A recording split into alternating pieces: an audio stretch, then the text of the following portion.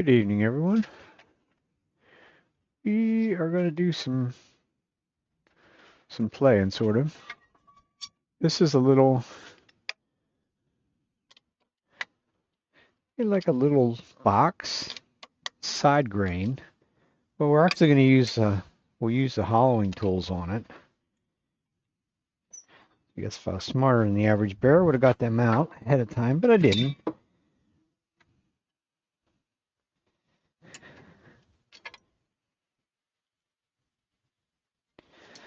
We'll leave that out. Gonna need to bowl gouge eventually.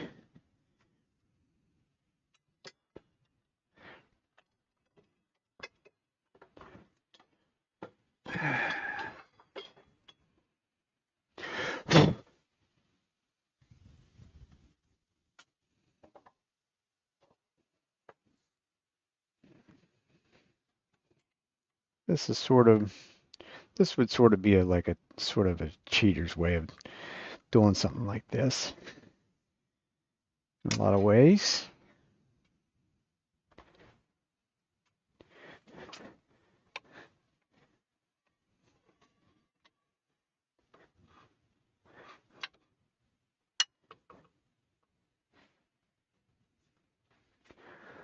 This would be the Trent Bosch hollowing system.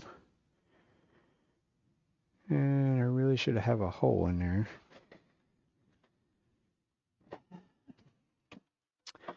But I think we can just cheat and make the hole with the boring bar. Make it a little easier.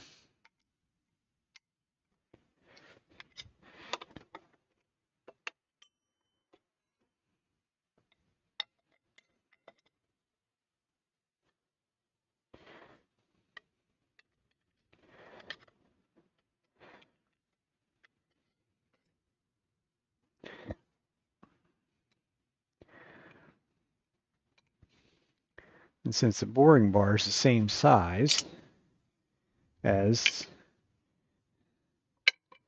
let's be back a little bit further,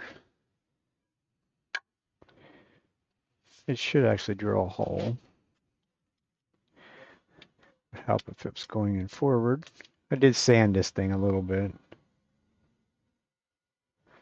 It's not a very big piece.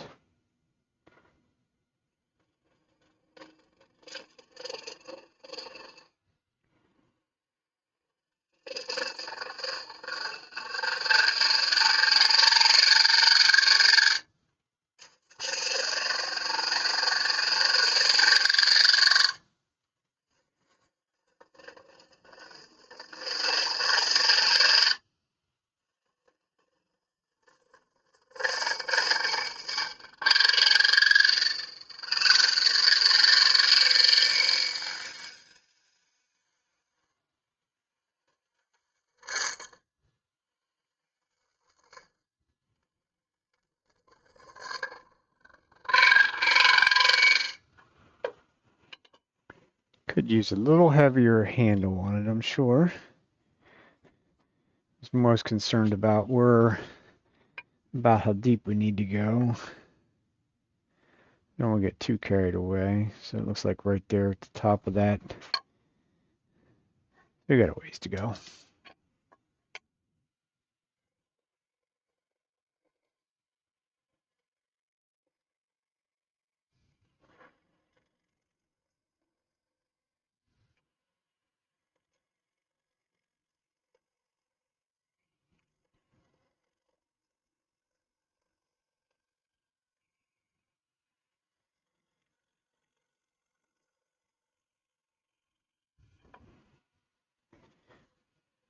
Almost acts like it isn't very sharp either.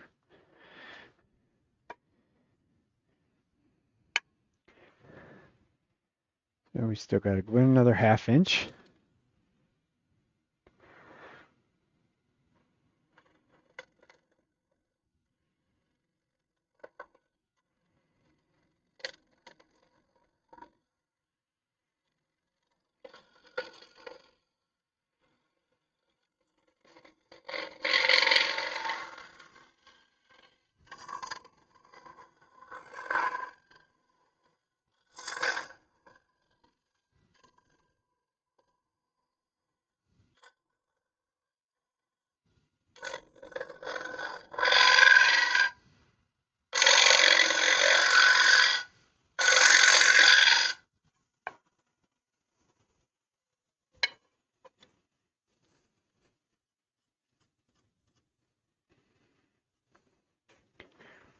It's kind of easier if I do a lot of it with the straight bar, if I can.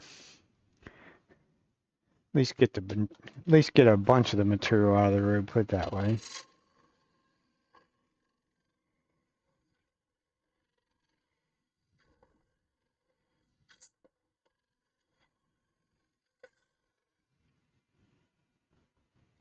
It's probably pretty much as far as I can go around the corner, though.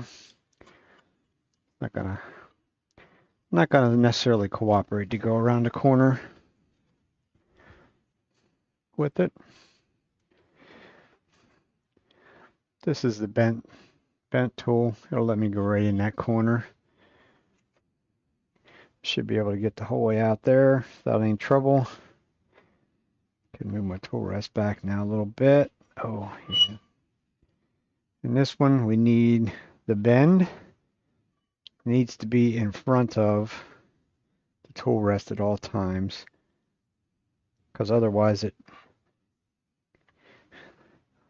has the advantage. It wants to roll. Want to roll over.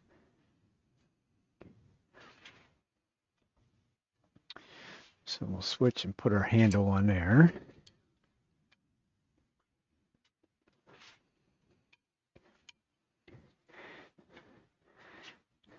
And if I remember right, I think I probably should have taken the laser still works. That's a plus. Probably should take this bent tool. Maybe I'll just take the hone to it a little bit. So I think when I used it the last time, I think I said I should pull it out and sharpen it. But we'll just do the lazy man's way, a little quick little hone on it.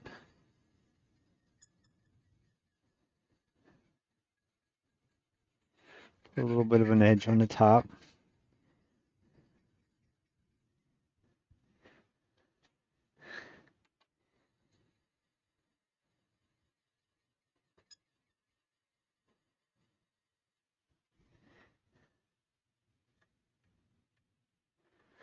It feels like it's sharp.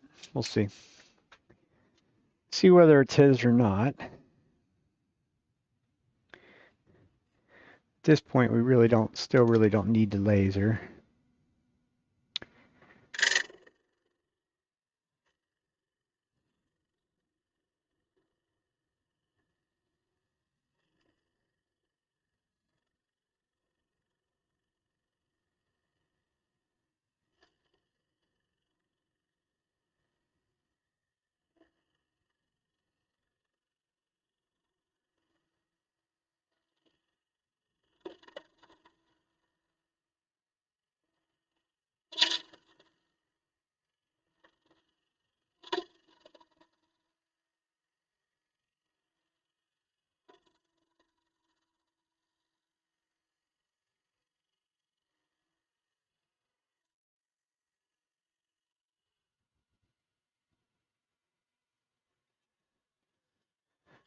Well, we don't a lot of this stopping and checking things.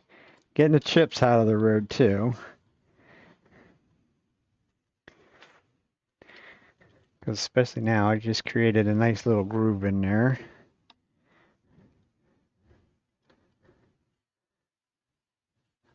I probably should just go bring this shop back over in the small hose.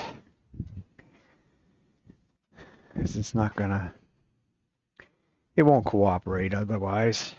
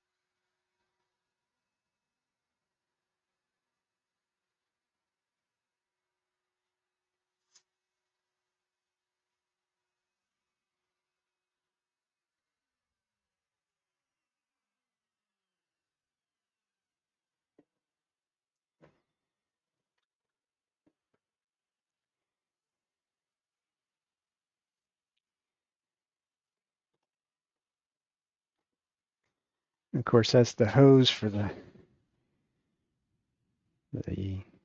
more so the sanders and stuff like that. I need to get some of this out behind here so that I have some room to work. It'll come in and go across there.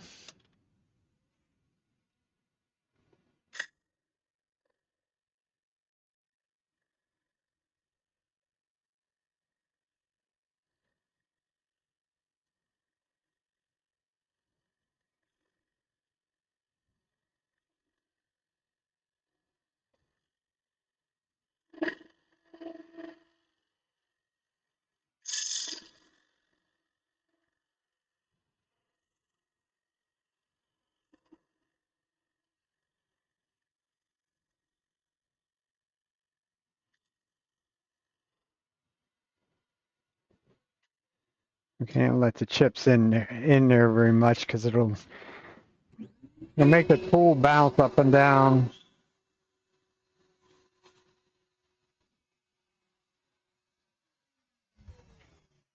So we'll be doing a lot of cleaning chips out.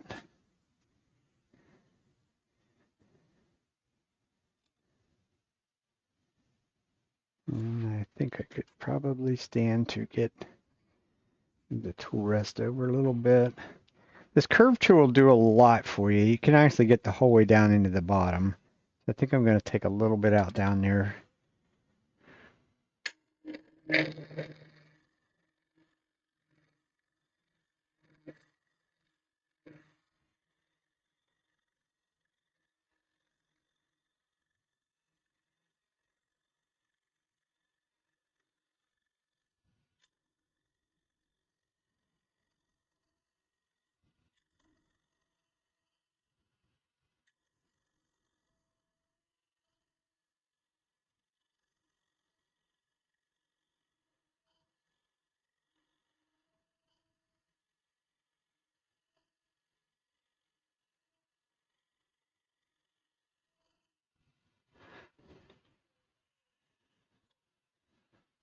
There'll be quite a bit of messing around, I'm sure.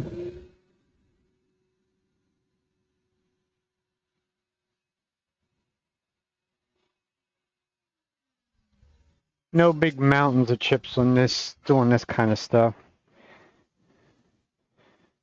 But I might as well get my little marking gauge for the laser.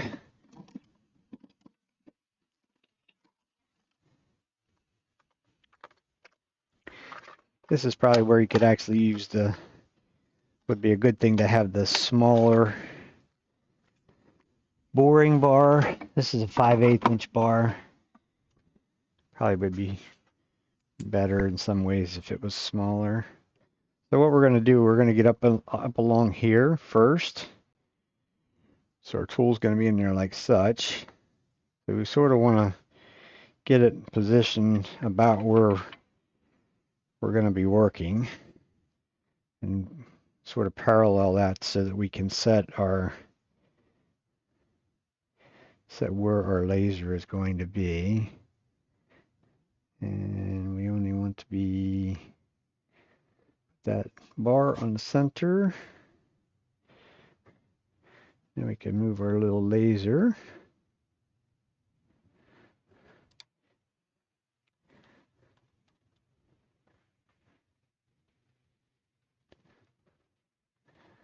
Over to where we want it.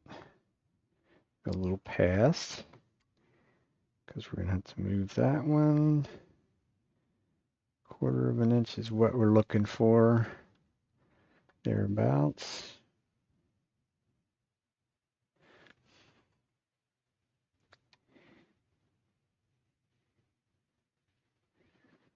Or maybe even a little bit more.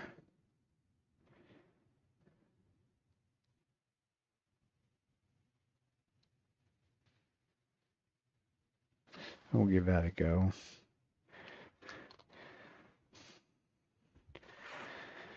First, we're going to figure out what we're going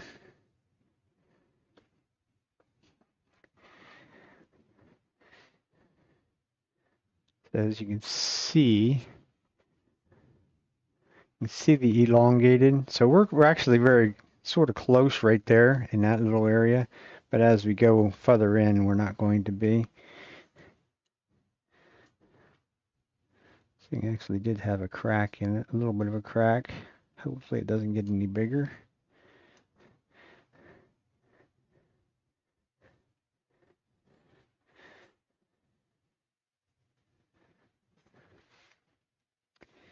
And we'll give her a go.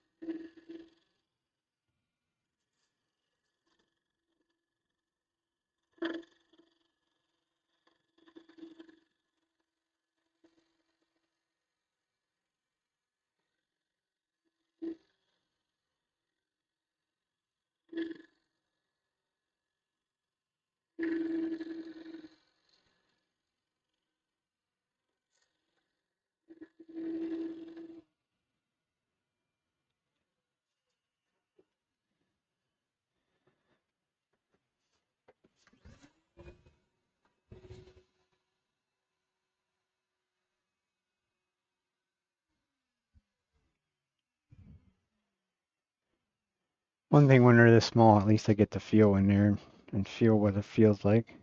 It actually feels pretty good, surprisingly enough.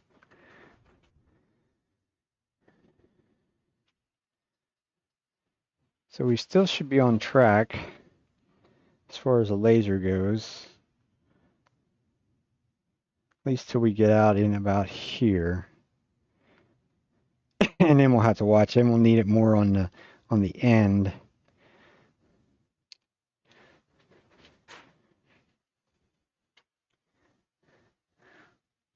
So we're down in there, so we can go out to somewhere about there.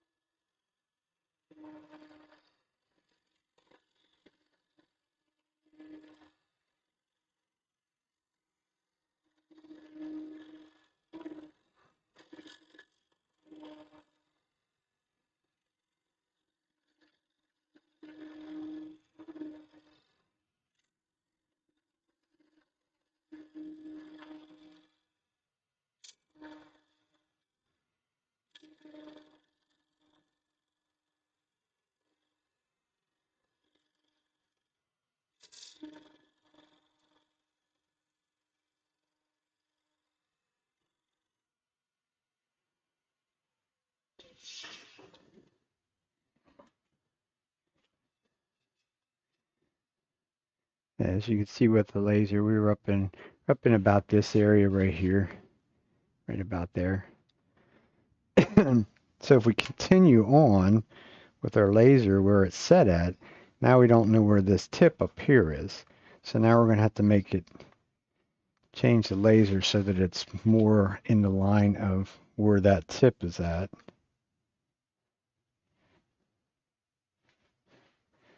So we'll just move it.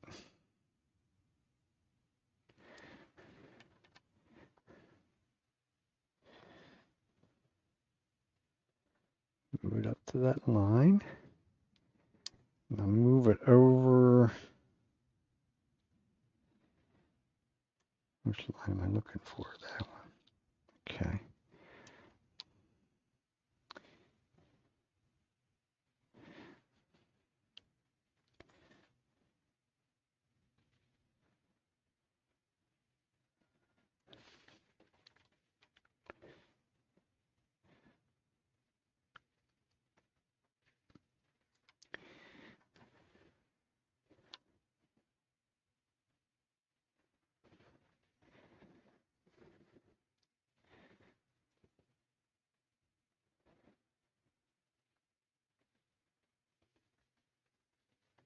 I'll move it to about there. So that's their 1/4 inch line.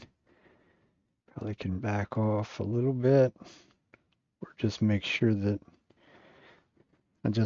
make sure that I leave the, once it becomes elongated, then just quit at that.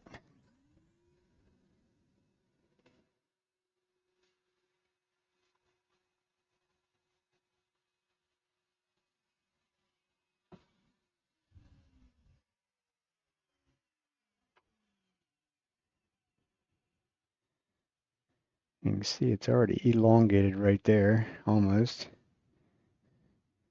I have to go back behind it. Wow. I'm further out in that corner than what I thought I was. So maybe we don't want to set the laser where that's that.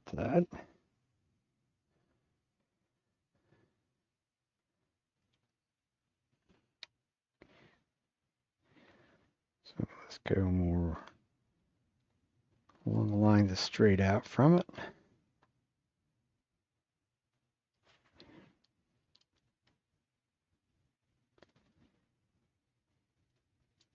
And that should give us, be able to do the back of that, get this little curve right here, period.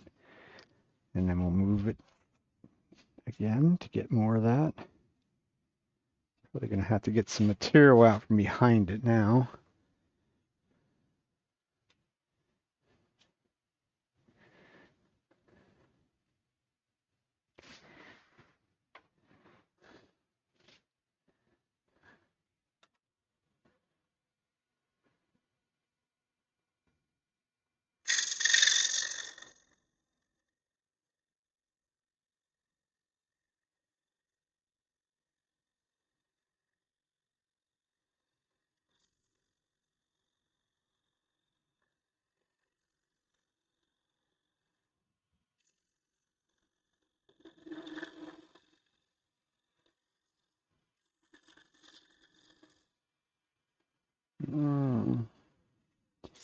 This is actually side grain. This is actually makes it more difficult because now it ain't gonna take much of a cut to fill everything up.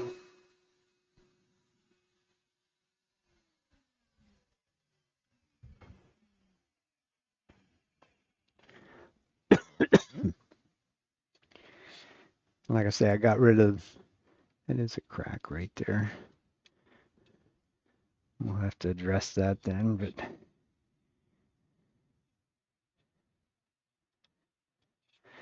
I can probably get in there. I think is what we're gonna do is get sort of straight down the middle because I have a lot, as you can see, actually showing right off the tip that I'm fairly far down there. There's a huge hump right in there. So I think we'll get some of that out first.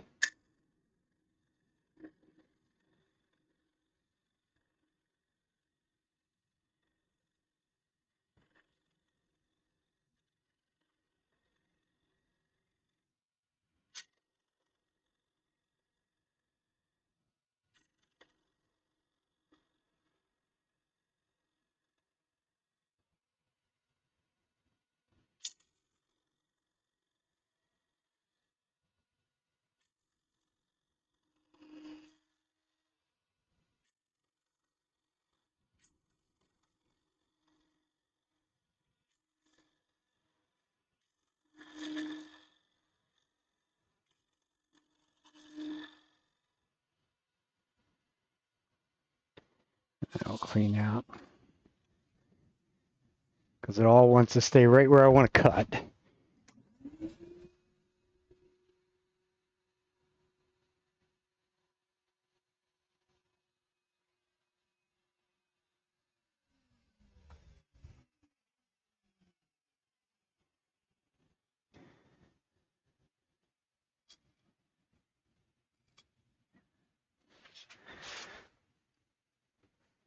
So this is where it can get confusing to where the tip is at. See, I gotta watch because once I'm on that side, I could actually be cutting on that side of the. This thing is sharpened the whole way around, so I could be more so over on that side.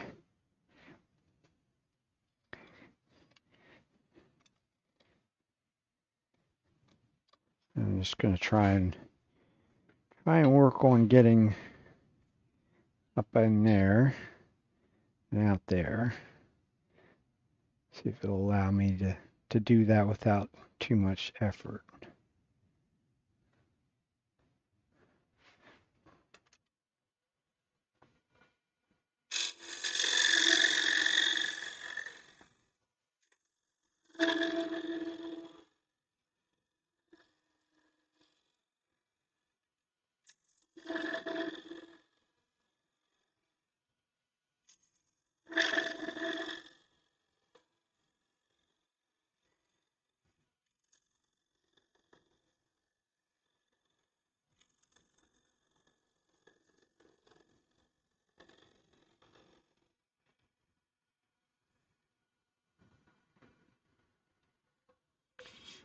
And chips just like to stay right where you're at.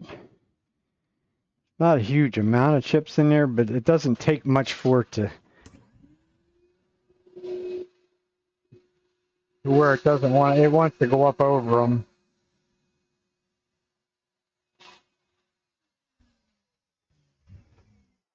The tool, it literally wants to go underneath and lift the tool up. And if it does that, it's going to slam it back down and things are just going to fly. According to the laser, we're pretty close. We got a little bit there, right dead, right at this little apex part.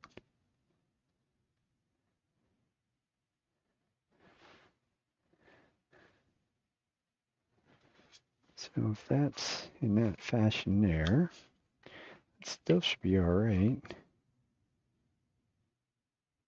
I think. Oh, no.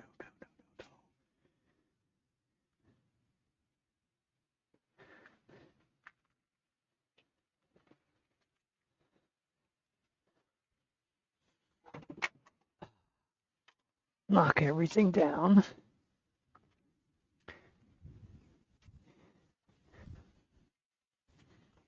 I knocked my little Allen wrench thingy down there. There it is. Put that back there.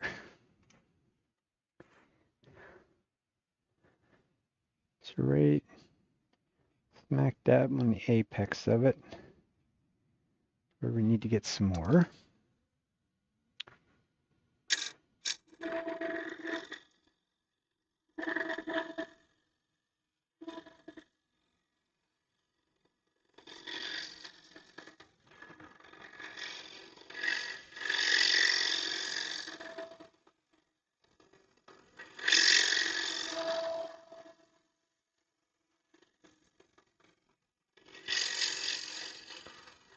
And it pretty much has the laser disappearing.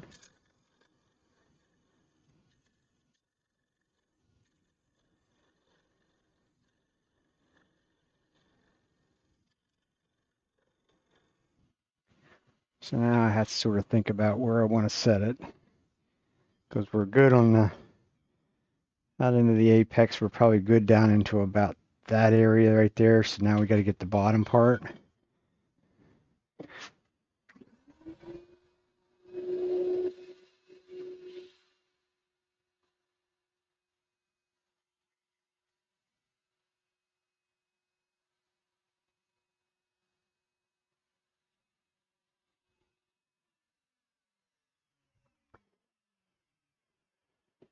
which you might have to jump back to the straight bar.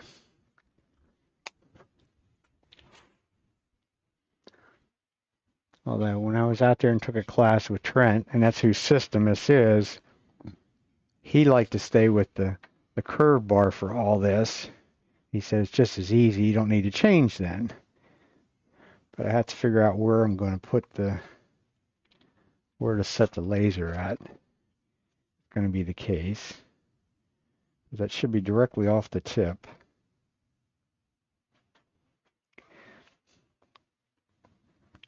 Is my thinking.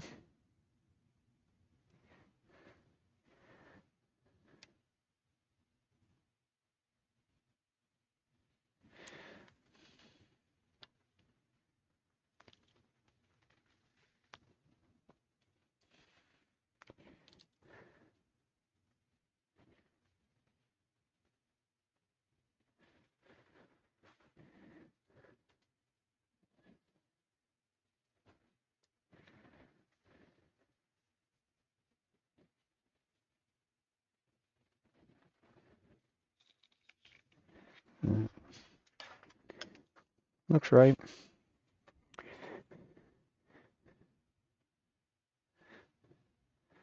It almost looks like I really have my hole in the very center, a little on the deep side.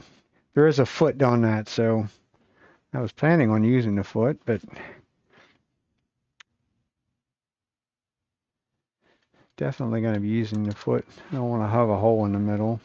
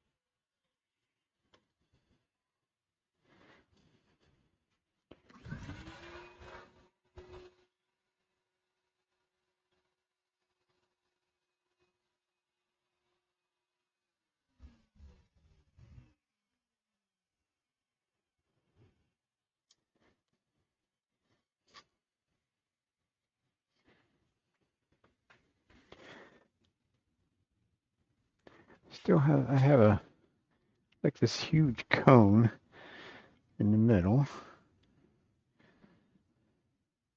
That's where that hole is at. It really doesn't show that it's that deep. So I think we can get rid of it. This thing is developing a nasty crack out across there. Not good. Planning on having a lid on it, but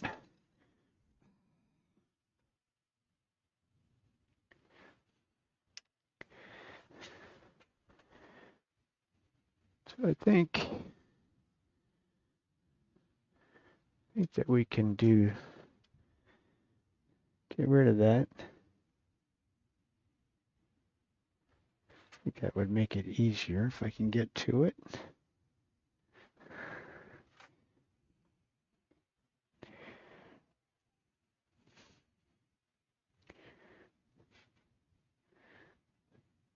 You can actually see it with the laser bouncing over it. Really? Hold on.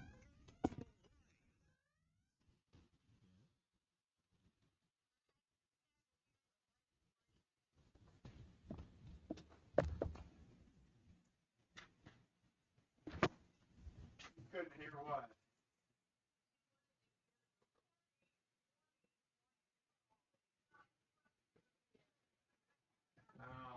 Oh, you wanted the whole world to hear it? Is that what you're saying? Yeah.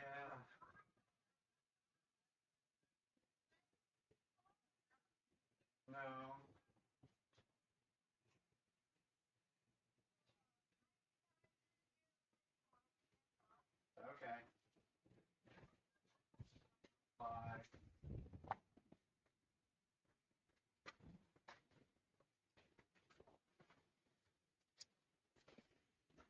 women are not fit.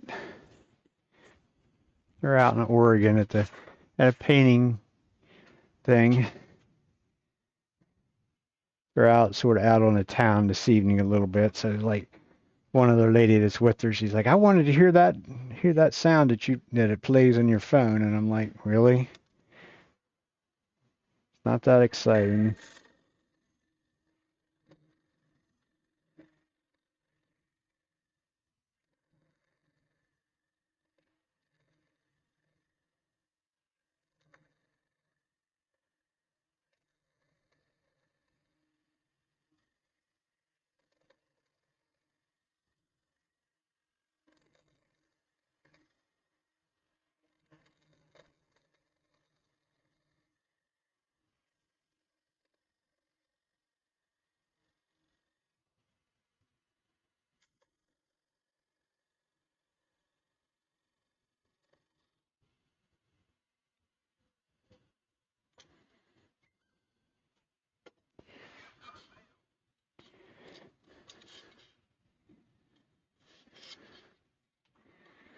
See, you can't get your fingers in there to actually feel as to how thick it might be or thin it might be. Don't really sound like it's thin, but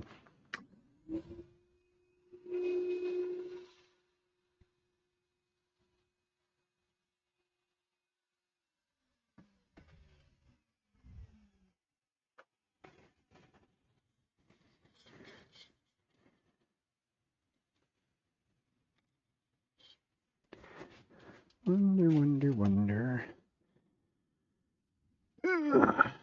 Wonder if I can get these in here.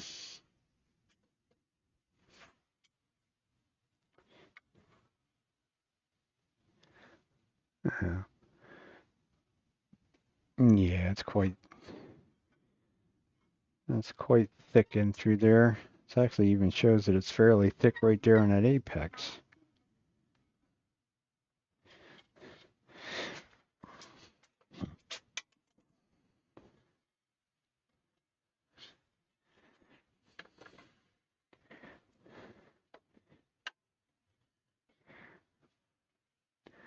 Uh-oh. I think my batteries are dying on the laser. It lasted quite a while. We gotta take the time out to change them.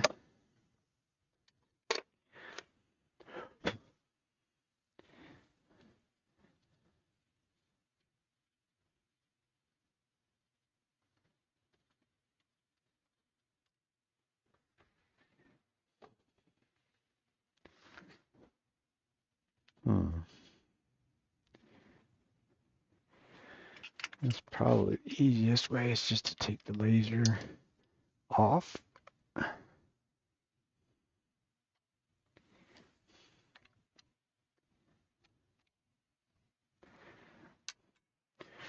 can dump them out.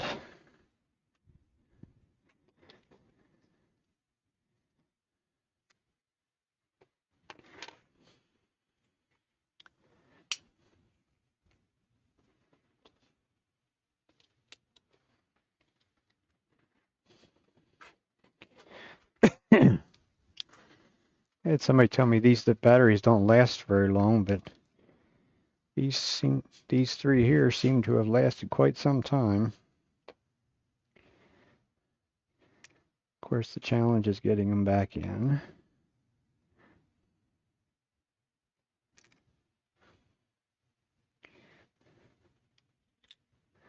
Getting them to stay in the proper direction. Because I bought a huge, this is actually the three that came with it. The original three that were in there, plus the three that, an extra three that came with the setup.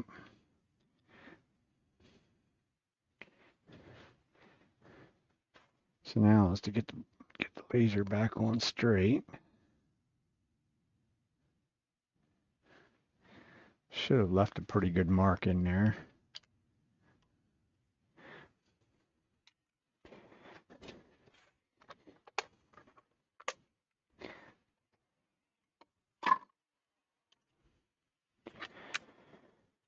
Now we can reset it. Oh, look how bright that is now. How do you do that? Get it back where you had it. I think we're really cutting more over in that area.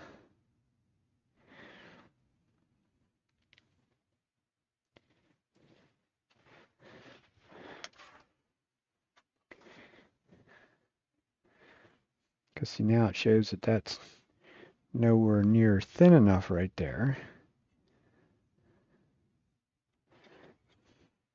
So if I'm up like that,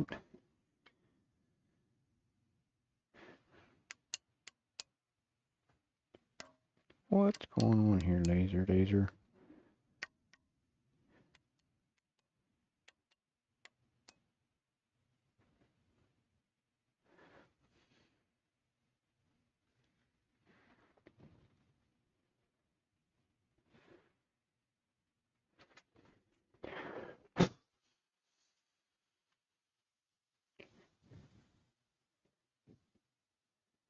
Really, you gonna say them 3 batteries are no good? Nice and bright when I turned it on.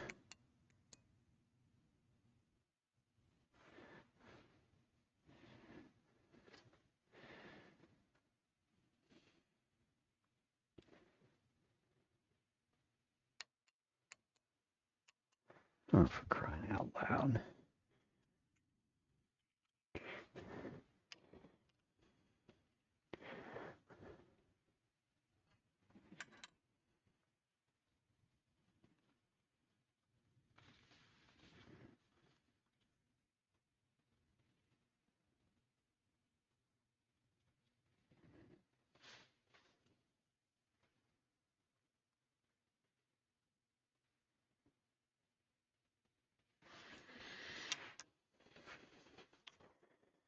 Well, I have a whole box of them that I bought from Amazon. Of course, they're a year old too. It shouldn't make any difference.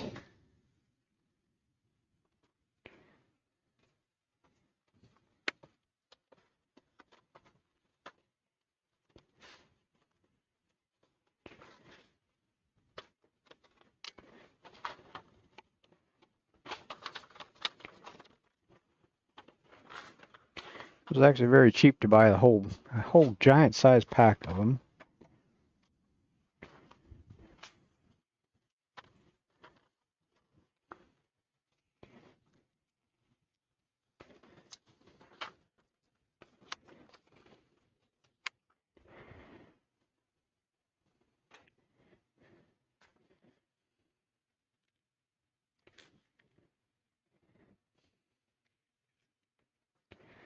Like I say, of course, getting the speed if you had a place to put it. Should have got 3 out, I guess.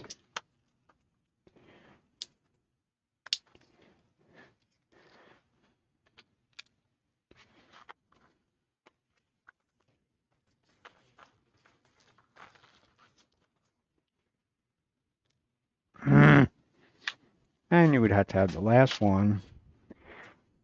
Gotta be an idiot in every crowd, right?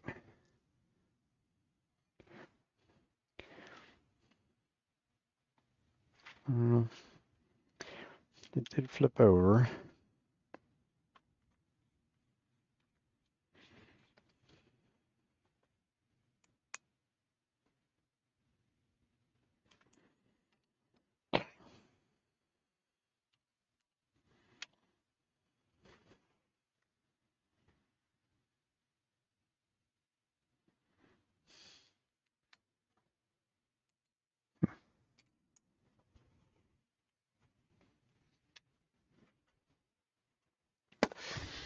It's just kind of weird that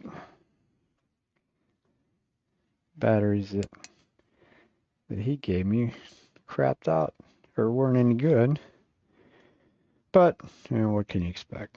Made in China, Taiwan, wherever them batteries might come from.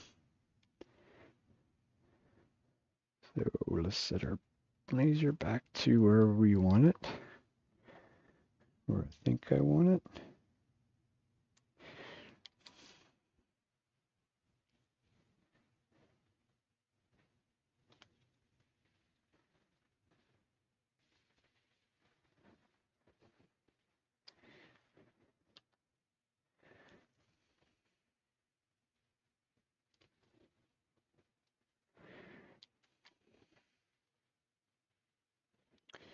This is very nice that this thing actually has this simple adjustment on it. It's kind of maybe a little time consuming in some ways.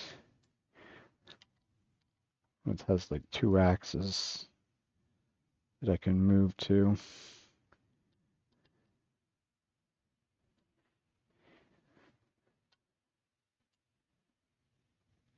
Let's give it a go.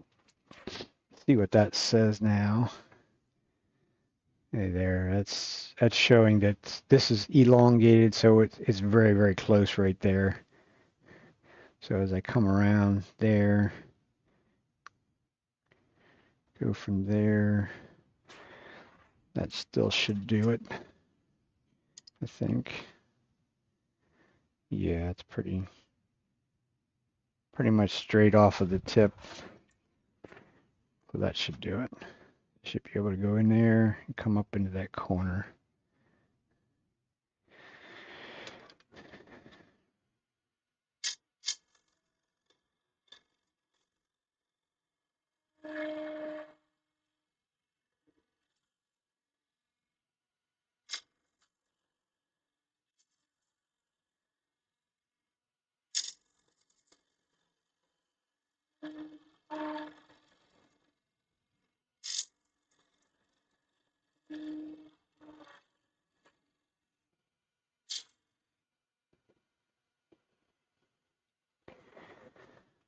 Need to move a tool rest a little bit. I don't think this one will actually drop. It might. I don't think it'll drop off of it. It'd be pretty exciting if it would, but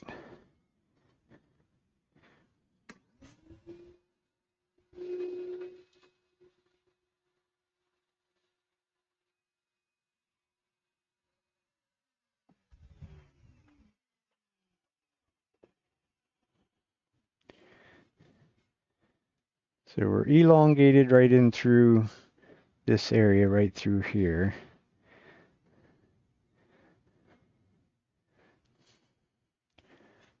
So that should have us actually at our close to our 1/4 of an inch, maybe a little bit more.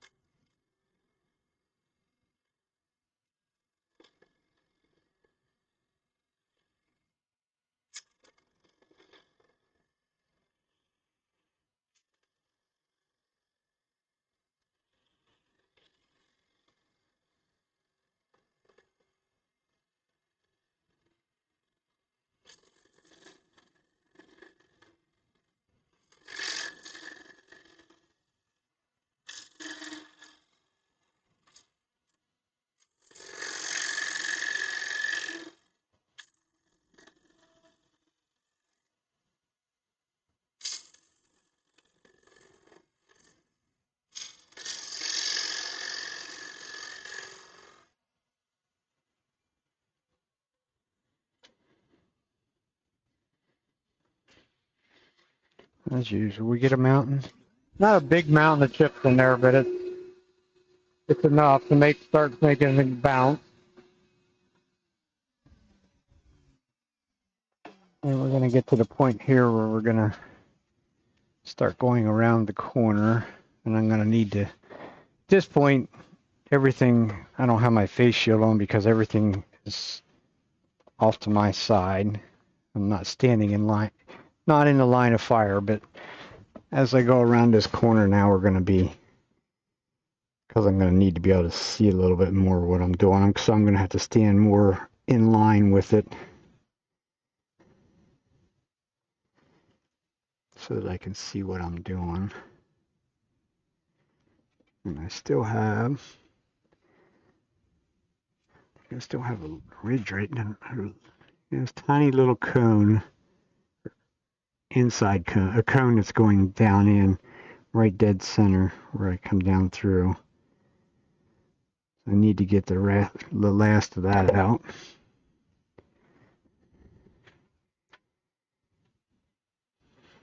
And hope for the best that it's not. Because all this, pretty much all this is being done sort of by feel. So there it is. You can actually see the laser bouncing. That 1/4 of an inch, I go into chuck, is still, we still have about 3/8 of an inch down there, which I was sort of planning on that tenon being the foot for this. So that should be okay. So there's our center point.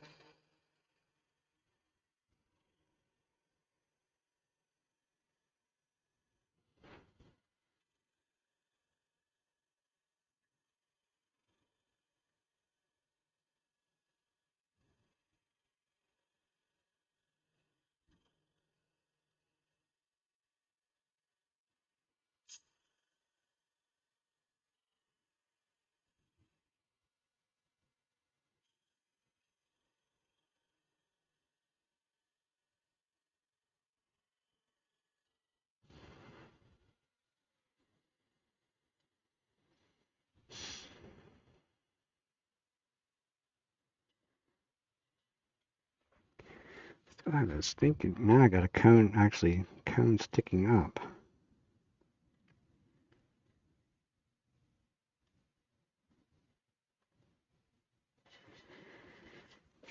I think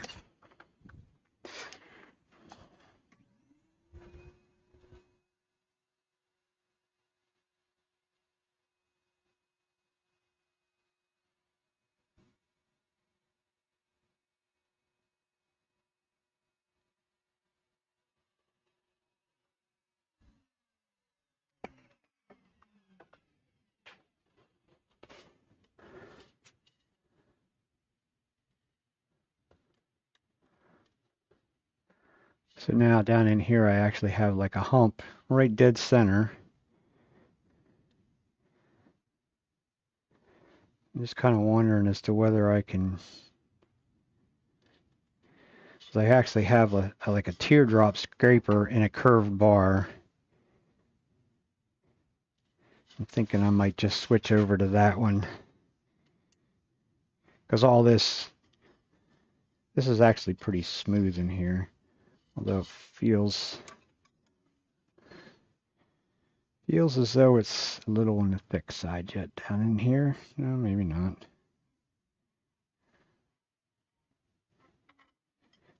There's definitely some ridges in there, like right in here. Of course, it's where I always manage to get a ridge, but I think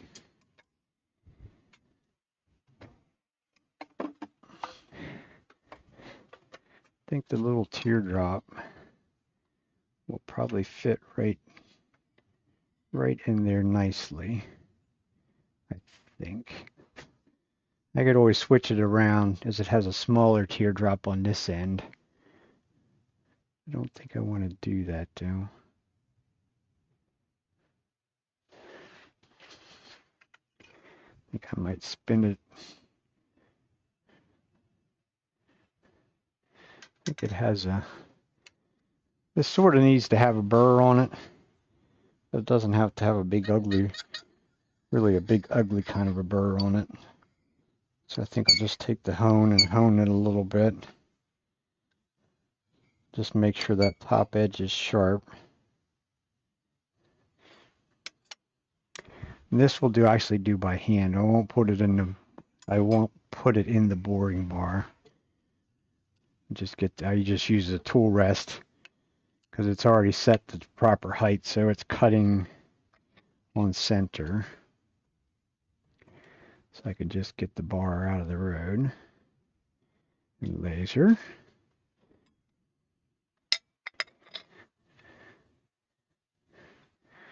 And I try and put this, he has his name stamped that's right on center. So if I just twist that off to the side just a little bit, then I'll know as to what direction that cutter is facing. Because this needs to be at a little downward slope. Definitely not an upward slope. If this is facing upwards, it's going to grab, but just a little bit of a downward slope. Hence, that's where the negative rake scrapers would come into play. That's basically what that would be a negative rake scraper. Just have to get my tool rest where I need it to be, because this definitely has to be on the fat part of the bar back here.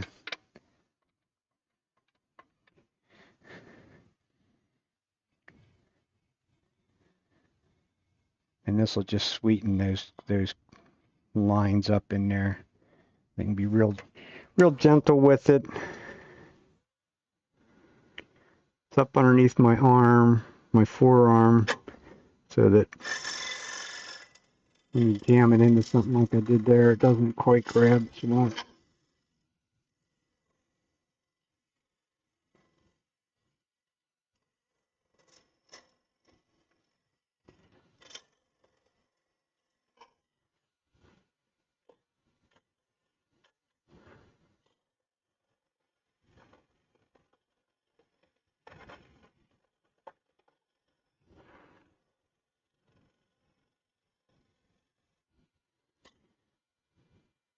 I do have to sort of be careful with it, because this, even though it's only a scraper, this little sucker really cuts a whole bunch of material in a hurry.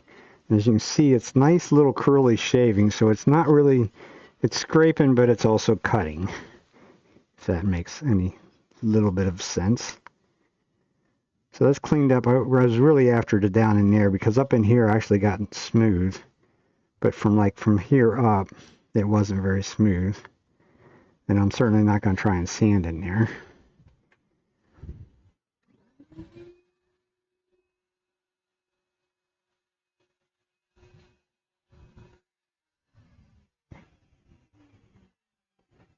But I still have a lump dead center, a little bit of one. So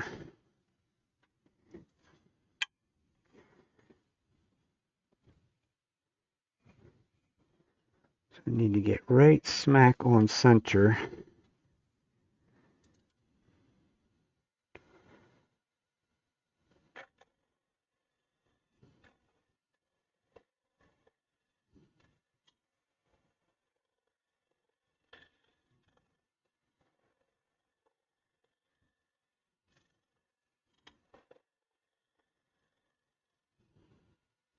It's all strictly by feel.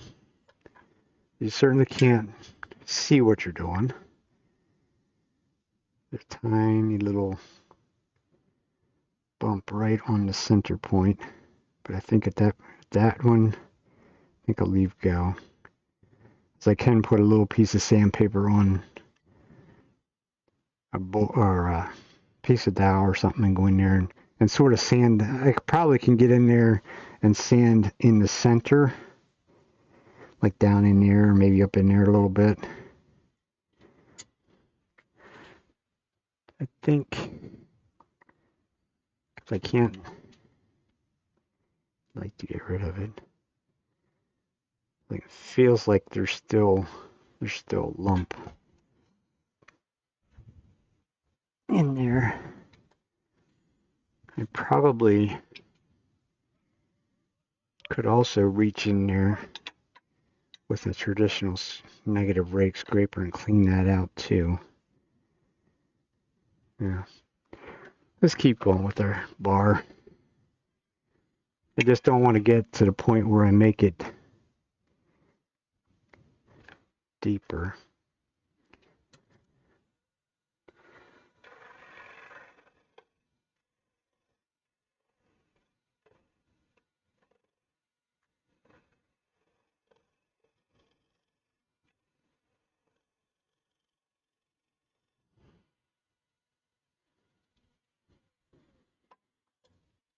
think I got it.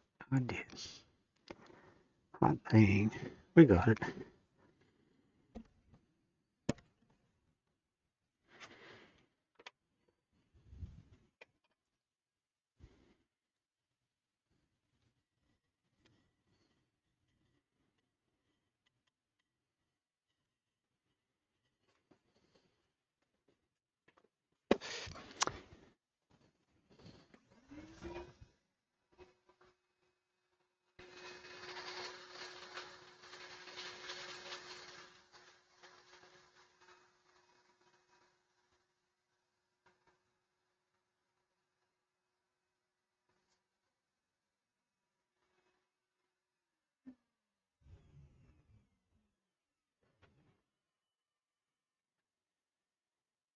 So now we have, unfortunately,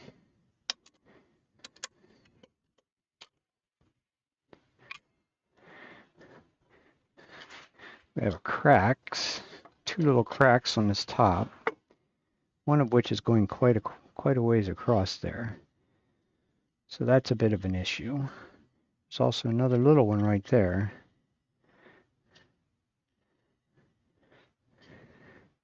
But you can see, maybe you can see inside that it does a fairly decent job in there. And I certainly can get in there with maybe a 1-inch sanding disc or something like that on a longer bar, maybe. Or just a piece of, we might have to make something actually to do in there. But we're going to have to address these cracks first off. They're just going to continue to grow. And I want to be able to cut this opening nice and round and smooth. So I think we'll go ahead and fill them. Just going to fill them with clear is the plan. So we'll use the 3460. Thicker one of the two. I'm going to spray accelerator in the crack. Where's the other one? There it is. That way when the glue goes down in that crack, it will dry from the bottom up rather than the top down. It's going to soak into the crack for me nicely. This hasn't been sanded yet, so there's not really worried about whether I make a little bit of a mess.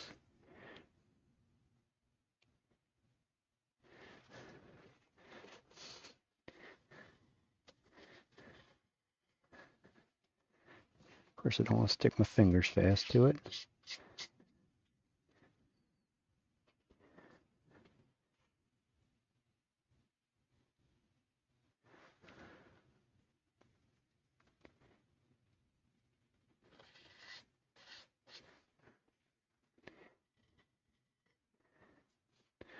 Just trying to make sure that some of those, you go filling cracks, they could actually go the whole way through. If I went the whole way through, I could be running a bunch of glue inside that I don't want. I do want it to be filled though, completely full.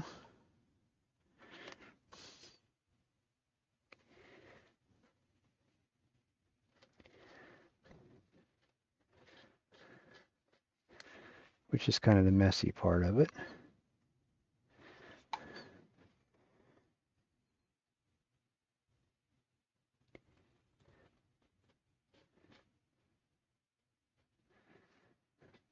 I think we got that one filled. This one wasn't so deep, so it didn't take much.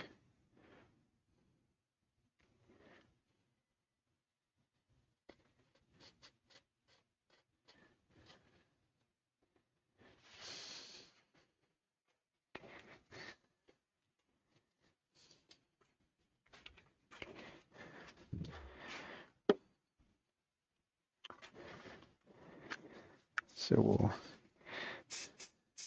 hit the top of them. And we're just going to set this off to the side for a little bit. What else was I gonna do? I have a finial to do for the blue hollow form from last week. That's what we'll do.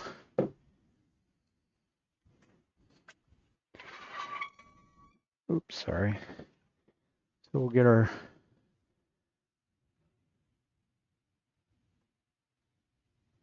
hollowing rig off and go back to strictly overhead too.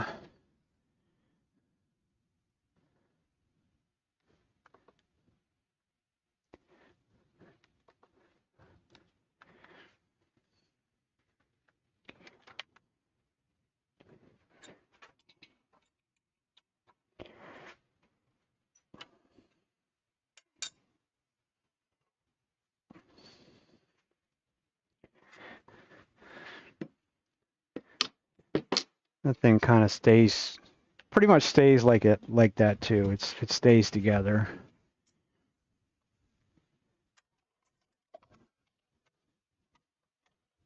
Which makes it a little easier to store it. Wish these figure 8 things were easier to store than what they are. Just throw it in the drawer, that'll work. So I'll put some of this hollowing stuff away. I don't really need it at the moment.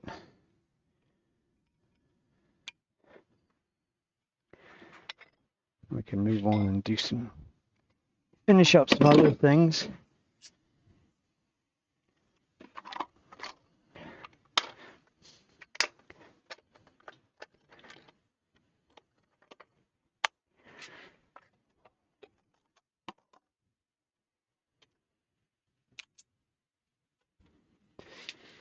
I have some found a couple chisels over in my other junk drawer. This is what happens when you go to public sales. You end up with some of these chisels without handles, or the handle's broken or whatever. These chisels all need really can use some serious cleaning up, but they're both good chisels. They're both Stanleys. At least I think they were. Smaller one, I can't really find the name on it, but this one here is definitely an old Stanley.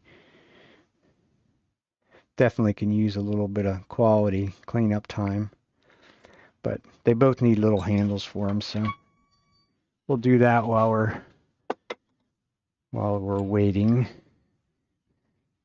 Or I could do the finial. Finials would be better. That's what I said I was going to do. So we'll do the finials for the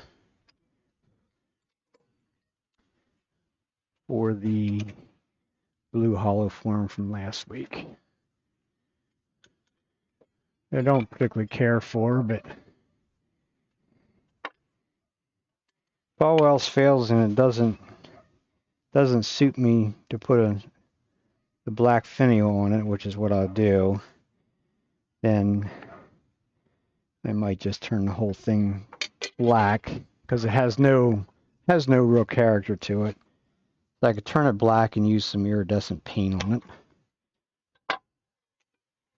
This is a piece of baseball bat blank. It has a crack right through there, so that'll definitely be the top of this. So I'll just put it between centers, get it round, taper it down a little bit,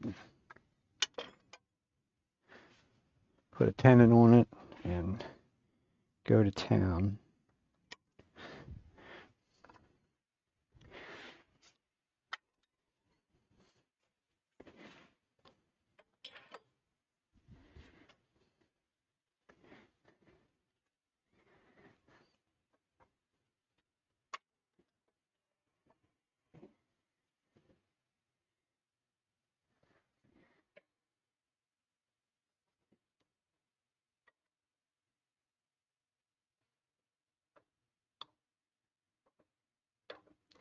Come on. Really? There we go. Finding the hole can be challenging some days.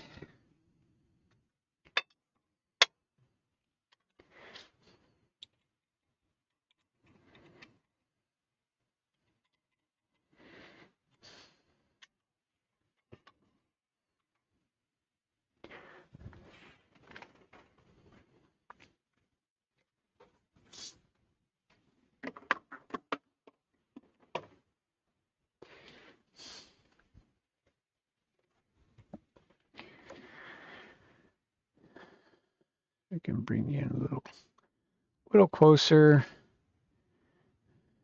See a little bit more of what's going on. This will use a spindle roughing gouge.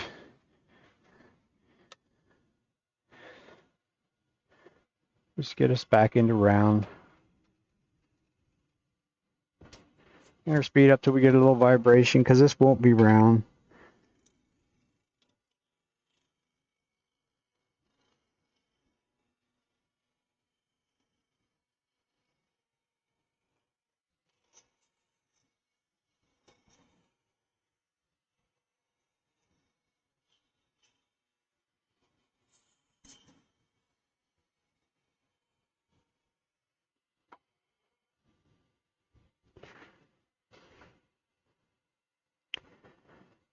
I guess the real question is going to be, what chuck are we going to even use? We have the small jaws on the small chuck.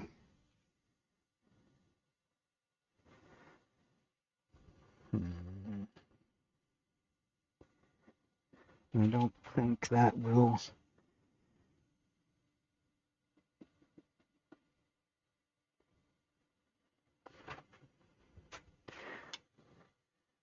I don't think that'll really hold very well.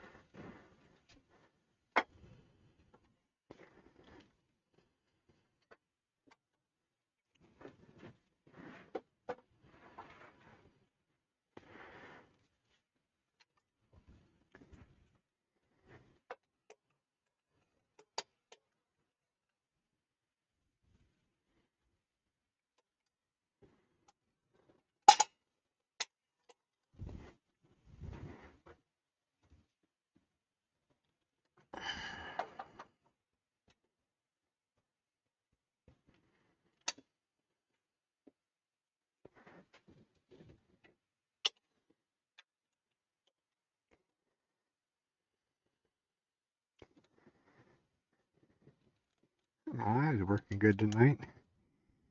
No measuring, get it right first try. Always nice when that happens. Still bring a tailstock back up. It does have a crack. It runs the full length up into here. So we know we definitely got to get below that. And this, I think I figured that I needed about 2 inches for the top of the other one over there.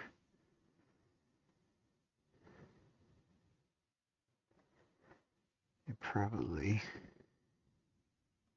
We'll try it this way. I was thinking I could have actually put the tenon on down here and sized this end down, but we'll do it this way. Now we'll just make it into a cone shape.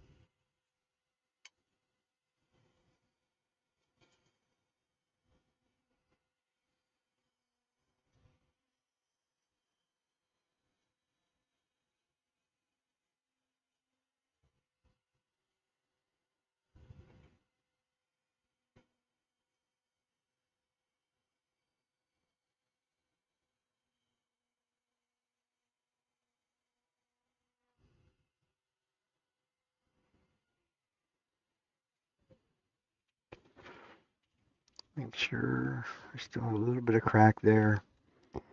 It's also way thicker than what it needs to be. Still, I think we're going to get below that crack.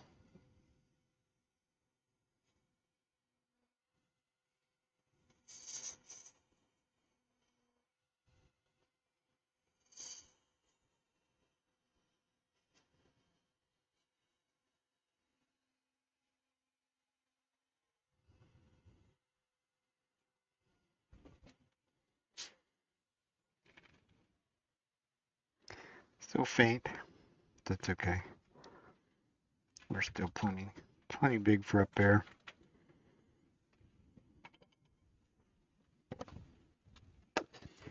And this video is not going to be that long either.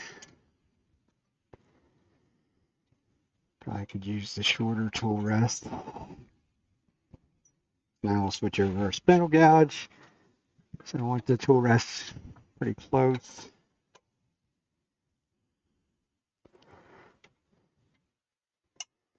Because we'll start making our shape down here. We know we need to lose probably 1/4 of an inch or so, maybe more than that, probably more than that. About up there.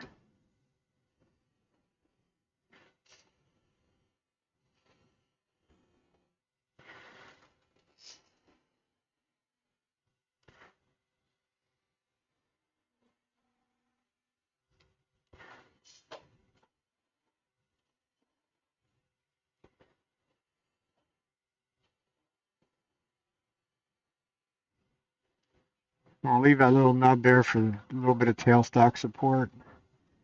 So now we can get an idea what we're going to do.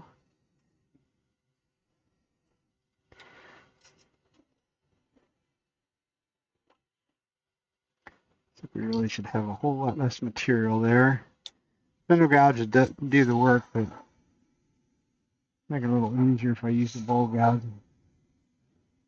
just to get rid of some more of the mass.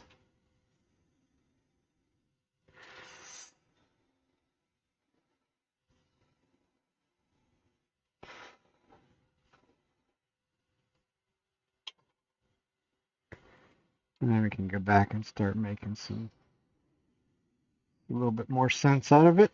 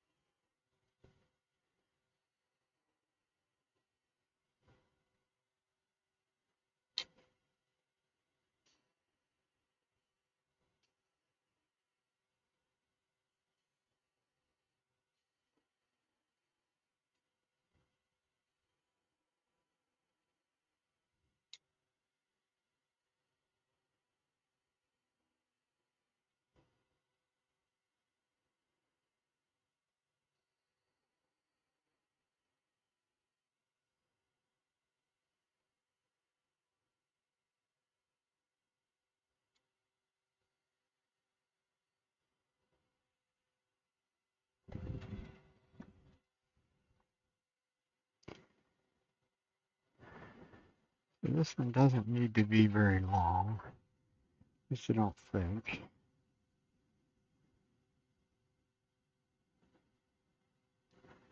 Let's say we're going to be about 3.5 inches long.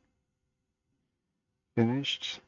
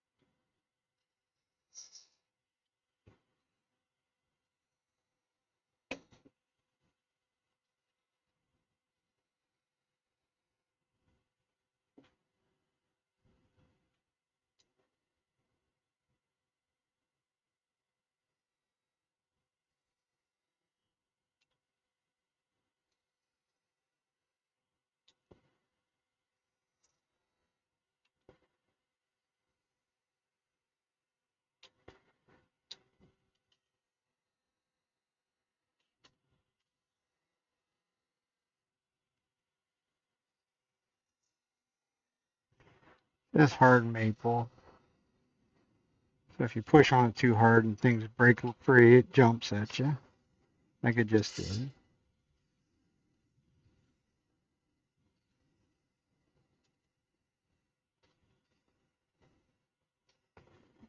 What I really need to do is get rid of some material.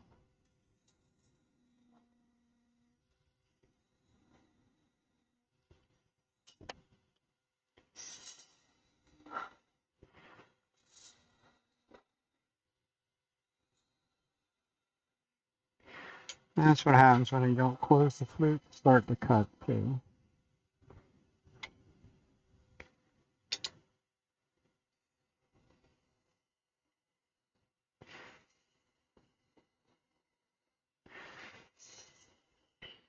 We'll start shaping the traditional onion shape, I guess you would call it. At least that's what Cindy Rosa calls it.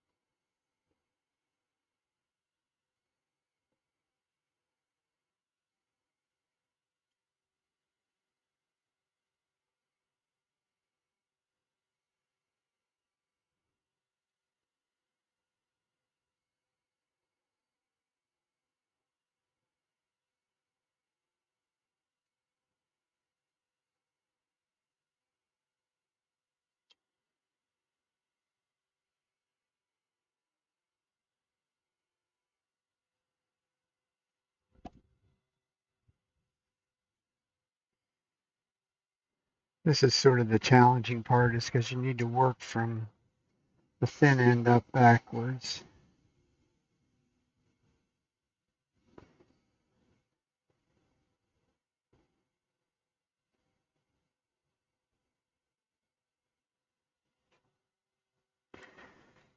That doesn't need to be that big.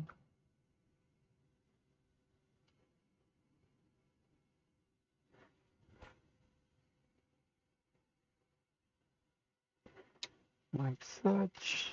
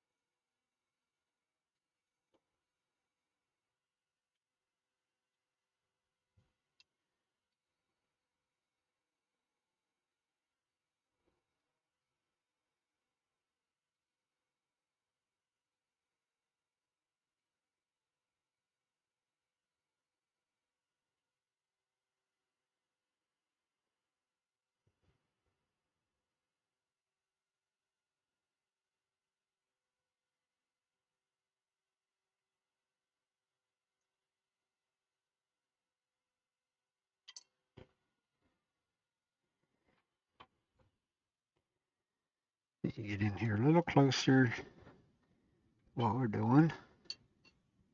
This needs to be thinned down more yet. Just keep working this down. Probably about half the size that it is now.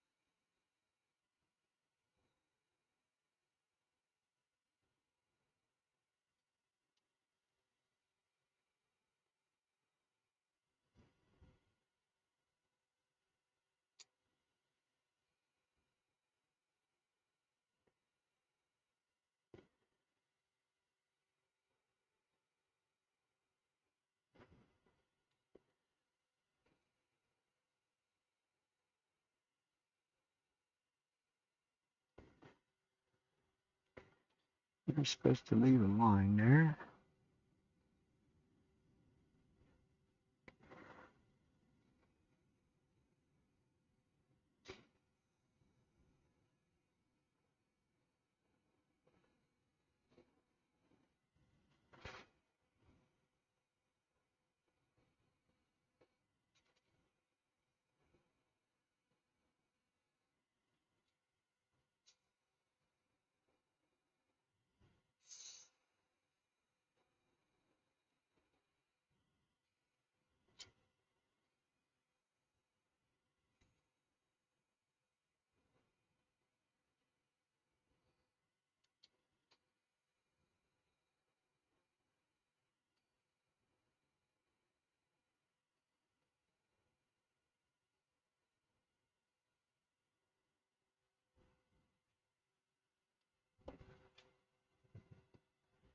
It's also why the tailstock is still there, because if the tailstock wasn't there, this would vibrate out here. I want to leave the tailstock there pretty much as long as I possibly can. And we'll just deal with that a little bit out there at the end.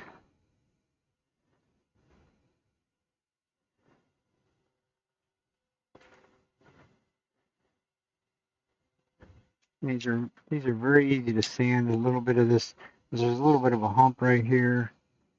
I can keep screwing around with it, or I can just sand it with like a little bit of 180 grit sandpaper right there to take care of that hump. Blend everything together.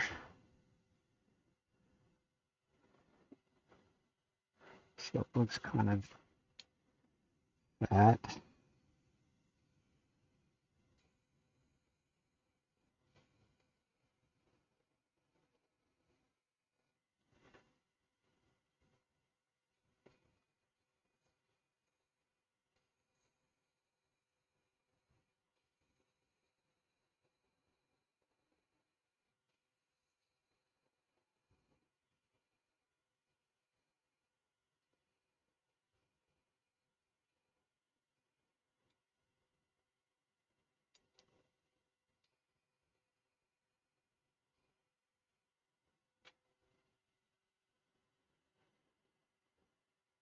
There you go. That'll look all right.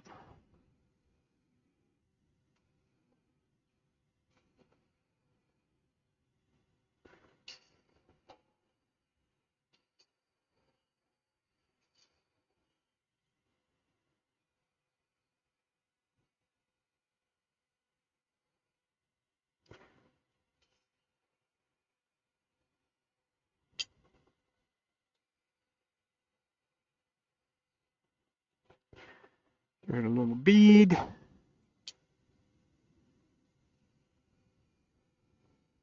little V groove.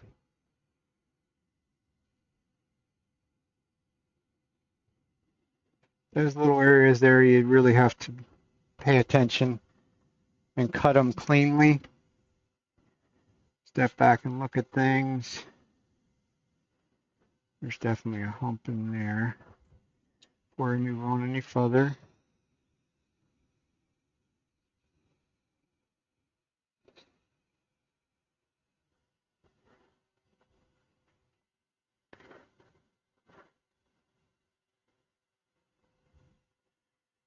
I think that will work.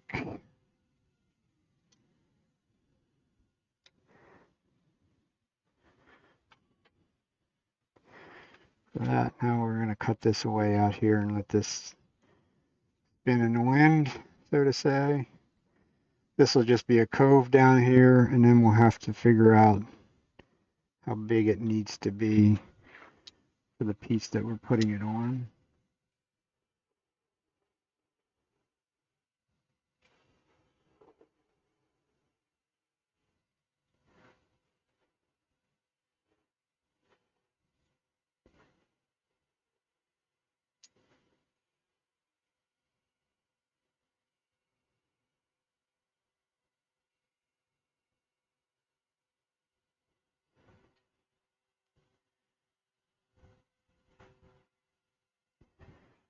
That's broke free.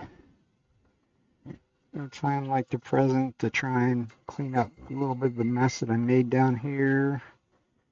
That would help if I had sharp sandpaper.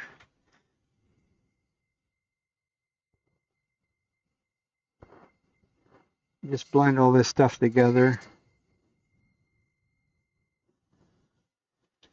Make that into a little curve.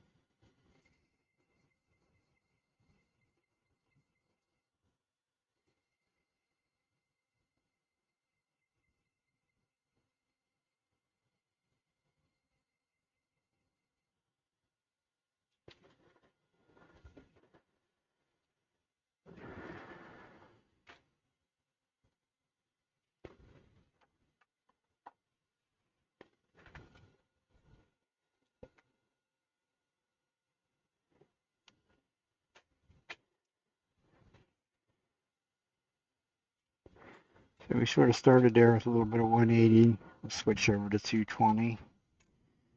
A little piece of sandpaper that's left.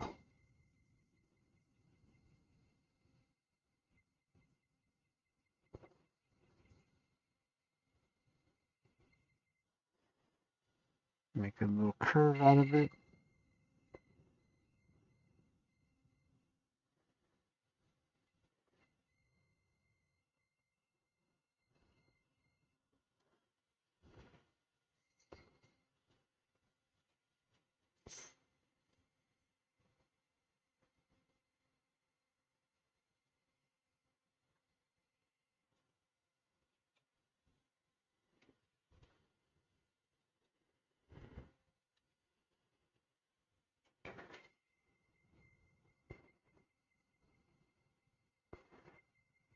Definitely want to sand these while you can, while it still has support to sand.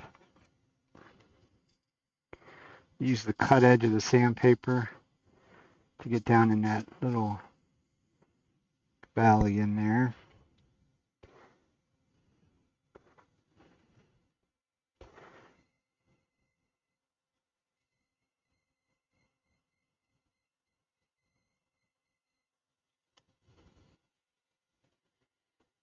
And we're at 320. We'll go to 400. 400, then I'll hit that bead. I don't want to hit the bead too soon. It's pretty much cut cleanly. There's a little bit of tool marks on it that shouldn't be there, but I also want it to remain crisp and clean. If I hit it with too coarse of sandpaper, then it just creates other problems.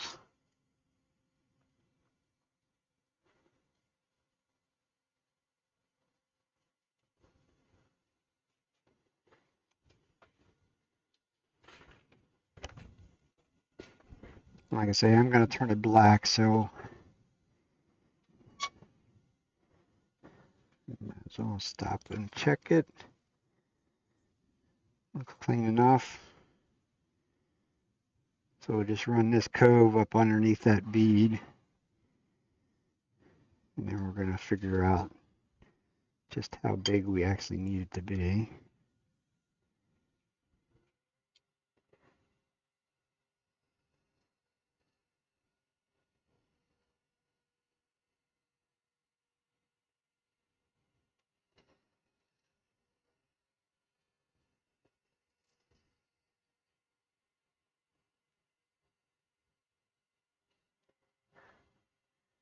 Something like that.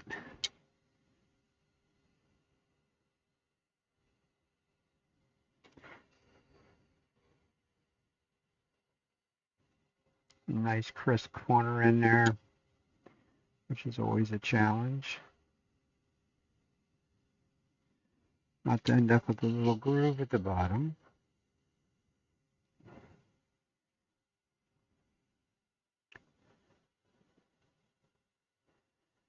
And that's probably going to be two, maybe not.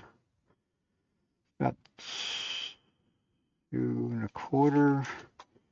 That's probably just about right, I think.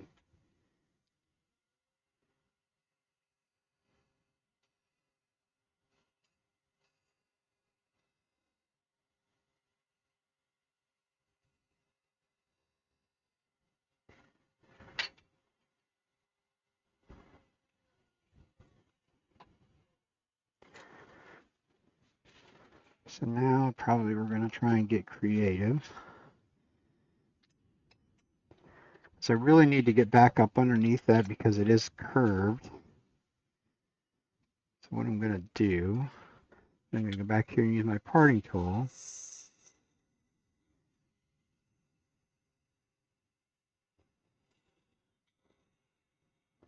Not go crazy because that opening is there.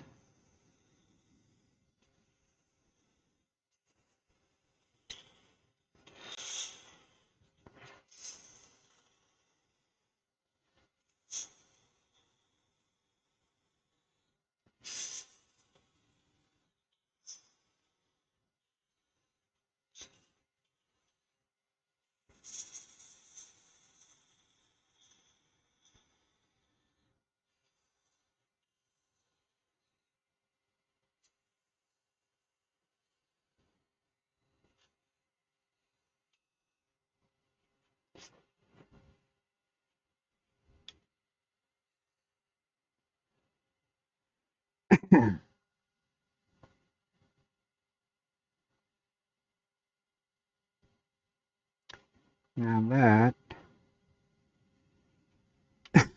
probably can go a little smaller than that.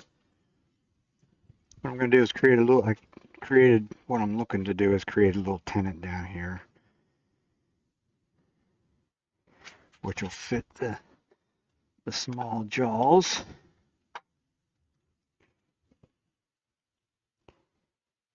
Damn, that's good tonight. And I think instead, these are actually dovetail, but if I stay, I can make it just flat. I think I'll give it just a little bit more length.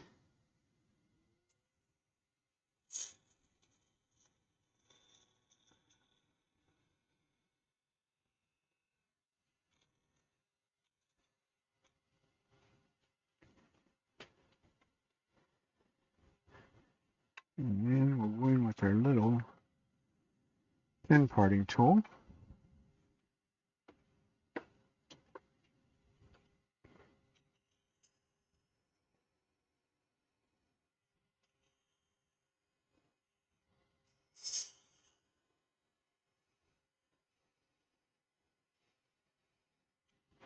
I'm not going to go the whole way through. Just kind of bad things can happen when you go the whole way through right there. So just try on the side of caution. Little Japanese pull saw takes it off in a matter of a couple seconds and hit the tool Get this all on the top bed.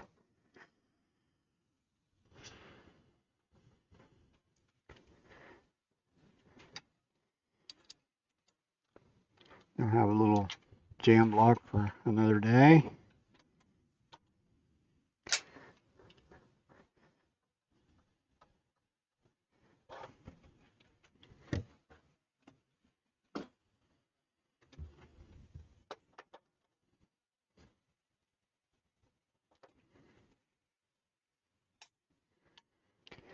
Now if all goes well, that should seat in there and should run true. If all goes well,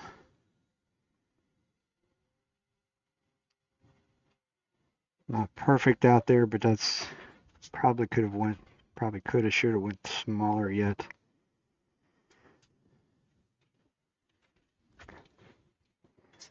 Now,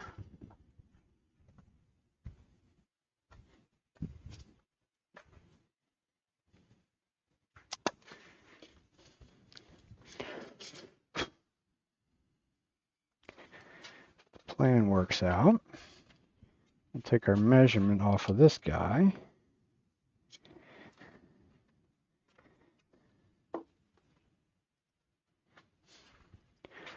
And then we should be able to use our parting tool.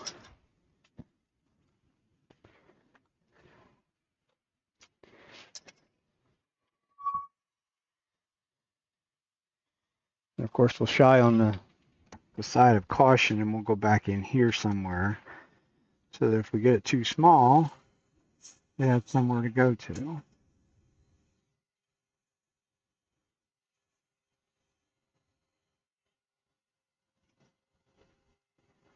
So we're probably not even close yet. We're getting there.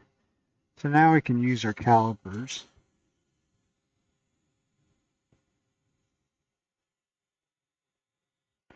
And slide up over it. I knew that was going to come back and bite me in the you-know-what.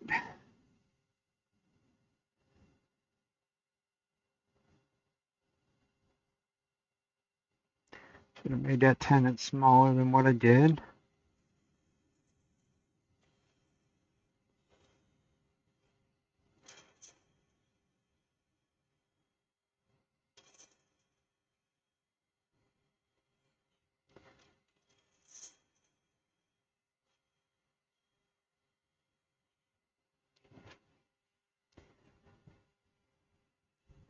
This is going to need undercut, so that it fits on over that.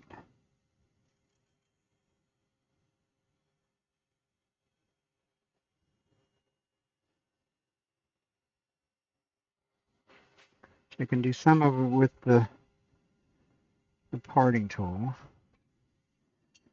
The rest will go in here with our spindle gouge.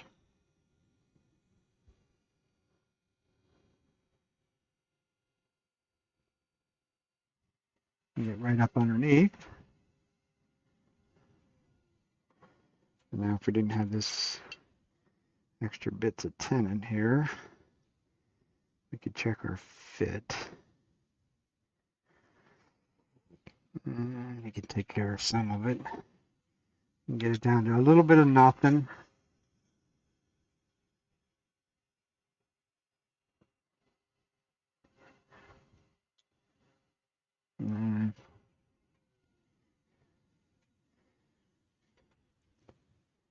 There we go. That's what I wanted it to do. Just break the rest off.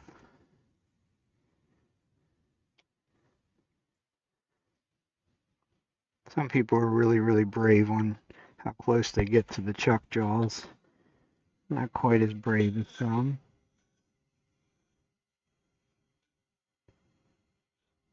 Once you get below, I did touch it, but once you get below the edge of it, if I go sideways into it, it's not going to do anything besides make a little bit of noise.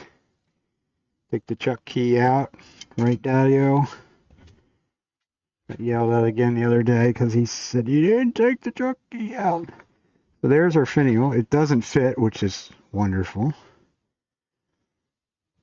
So now we can just gently ease it down. I don't want it to be a super snug fit to start with.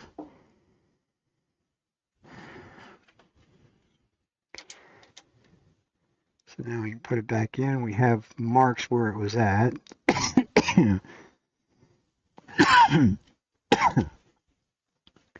So it should go in the same way. And now my trusty parting tool that's already ground at a nice angle. Maybe not quite enough of an angle though. Short, or the smaller one is. If it's not, we might make it that way.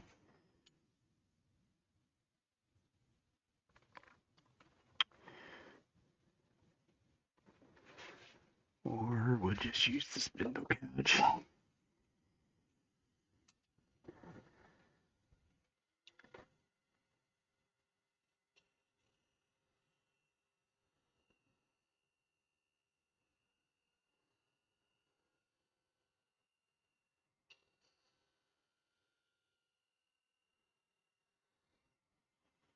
Spindle gouge will act like a little negative rake scraper. It's up on its side. As long as it's up 90 degrees, I can go up against that face and it just scrapes. So it doesn't have the monumental snatch and grab. So that probably enough. Yeah. So there's our finial. So now we can see we have about that much material left. Doesn't necessarily, it needs undercut more yet because I have a gap all the way around it. So now I can work on cutting up underneath here some more so that it sits down on there a little bit better.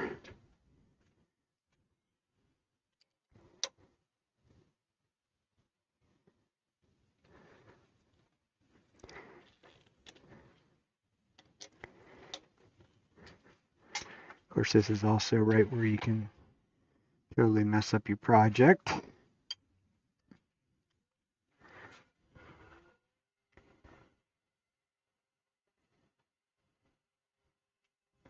Because we're going to have to do it, almost have to do it left-handed.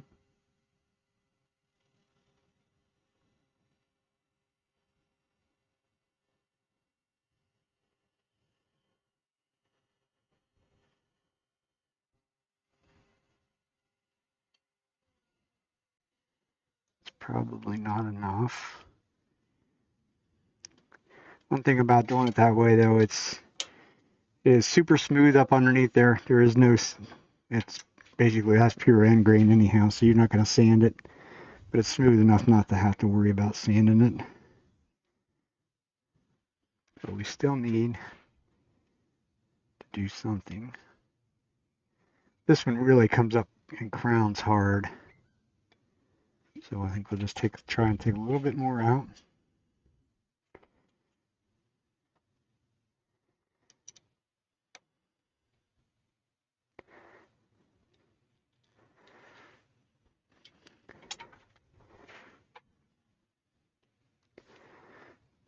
If I had, I do have one.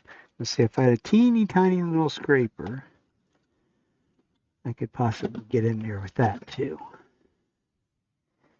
Which I do. I have a teeny tiny little one.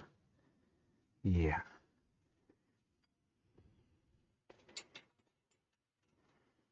Just want to bring the tool rest up because it's considerably smaller. So this is just that's a Sorby, one of their little miniature ones. It's actually sort of supposed to be a skew. This is what I use it for. A skew of that size is pretty much worthless as far as I'm concerned.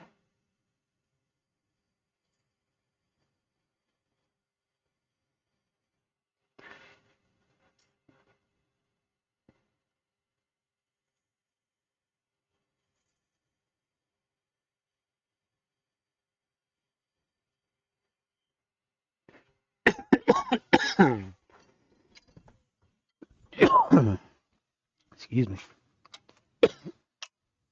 Sucked a big chunk of dust.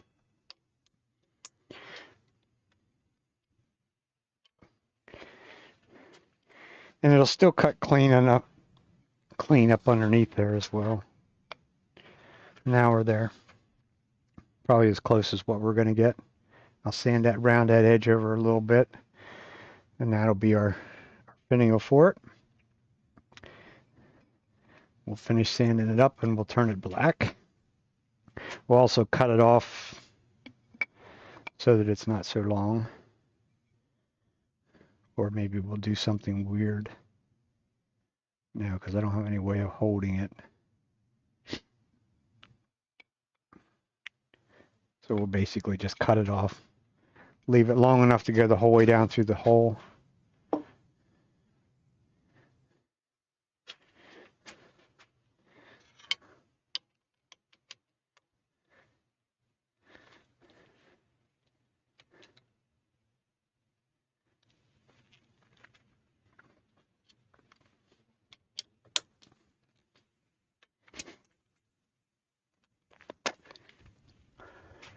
So back to more of our favorite work. So we'll need, just get fresh sandpaper all the way around.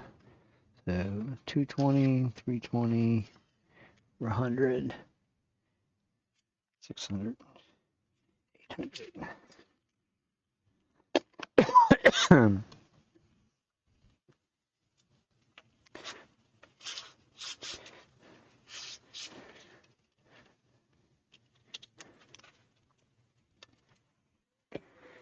And we'll slow our speed down considerably from where we were at.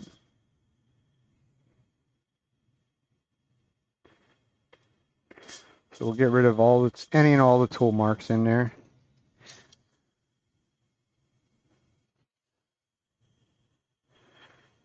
Get right up underneath our little bead. That will do with the sharp cut edge rather than the folded edge. It'll get in there easier than the cut edge.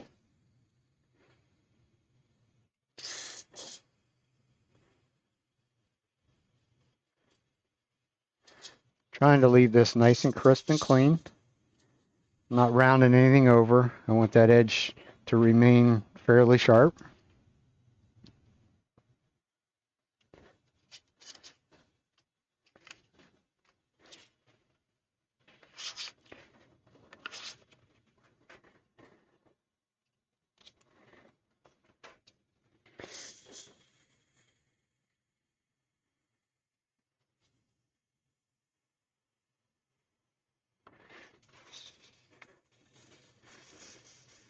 .320. Everything else on this thing has already been sanded. Could actually get up underneath there a little bit too. If I can.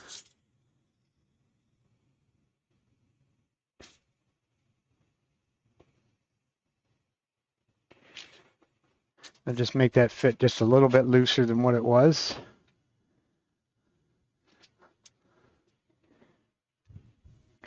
Like I say, it doesn't need to be, I don't want it to be super tight because wood moves. Even though that hollow form has been done like 1.5 years ago, I don't really never have figured out a real good way of sealing the inside of them. I could put some shellac on a rag and smear it around in there a little bit. Now when we get to 400, we'll just knock this edge off a little bit.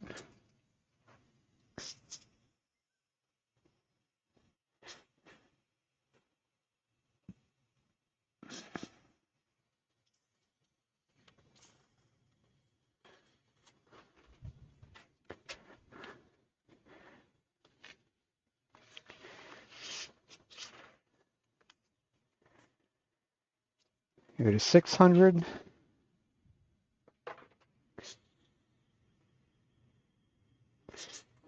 At 600, we're going to hit everything because I stopped at 4 earlier.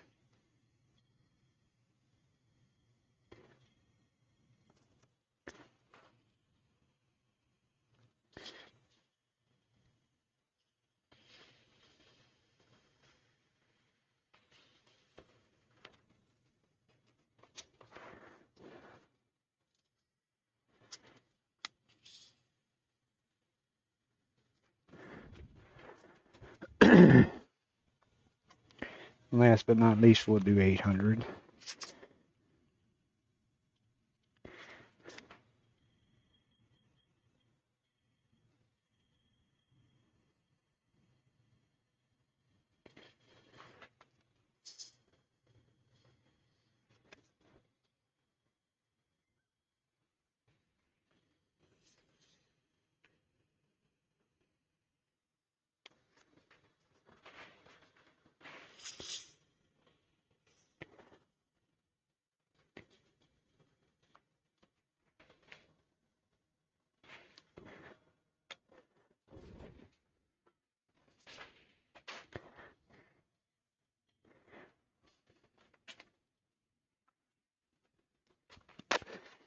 And that should be that.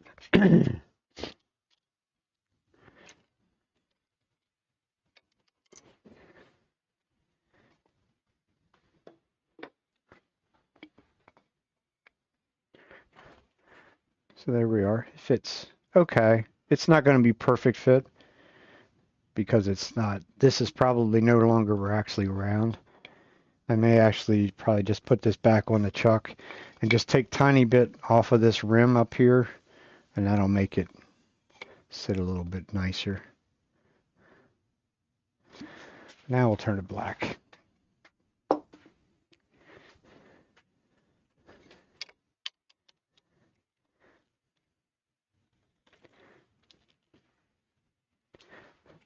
Be right back. I gotta get I'm not gonna use dye. I'm gonna use the Indie ink on this one. So I have to go get it. It's over in the other room.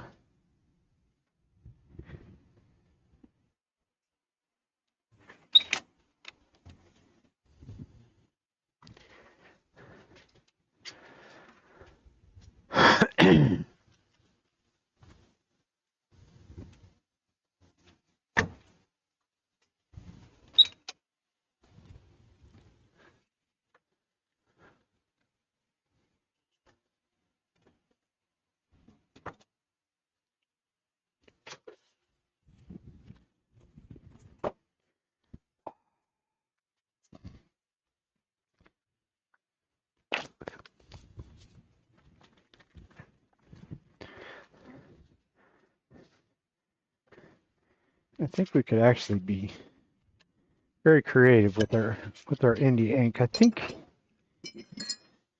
we're gonna try. I think it'll actually spray through the airbrush.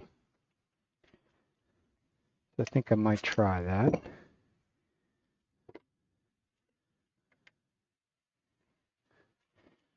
It would definitely go on smoother and more even if I can.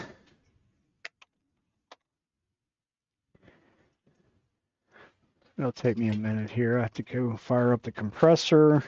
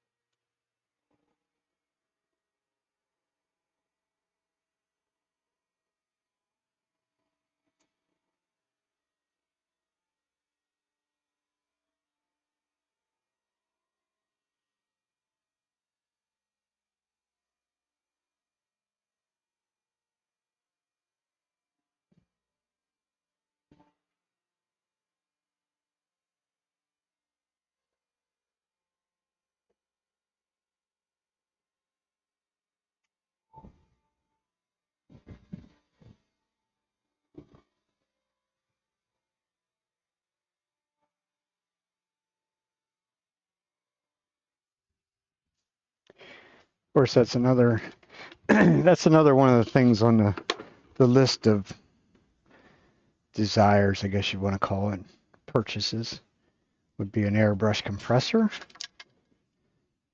But for right now, this works. I have a basically have a manifold type situation.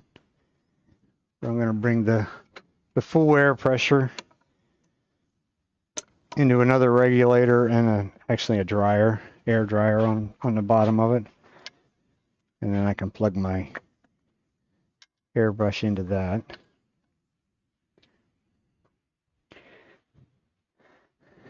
Because the airbrush doesn't take that much pressure. It doesn't want that much pressure. Put it that way. It just works. Kind of a thrifty way to do it, I think. Rather than keep buying more and more stuff. I think I better get my gloves. Where to put them? India ink is just that. It's an ink. It's water-based.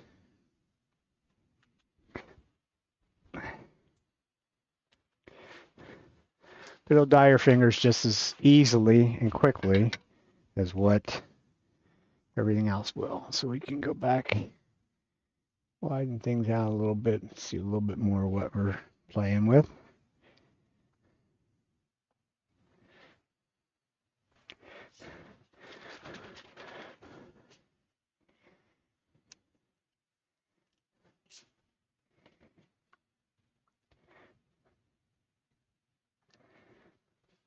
Probably 3 times more than what we need, but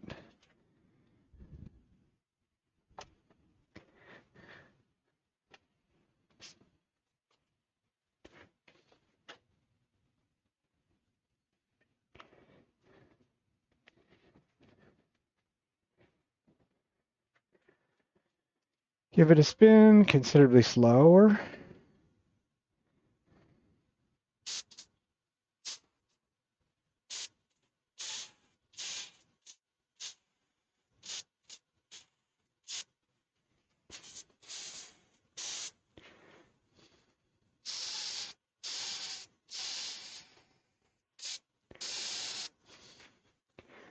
Give it a little bit to dry.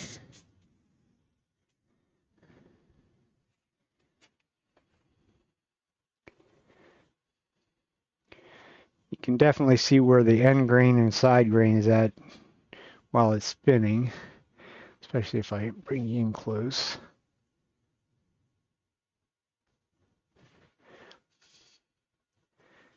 You can sort of see it. You can see this is definitely is not shiny there versus some of those other places are nice and shiny because it's soaking in. It's actually starting to lay on the surface right there.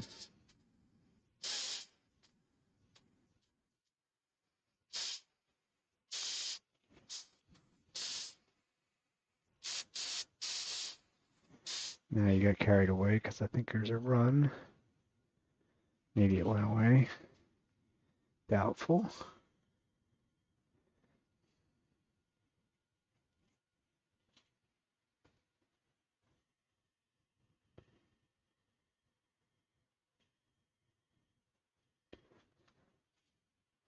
A little too rambunctious there. Nothing a paper towel won't wipe off.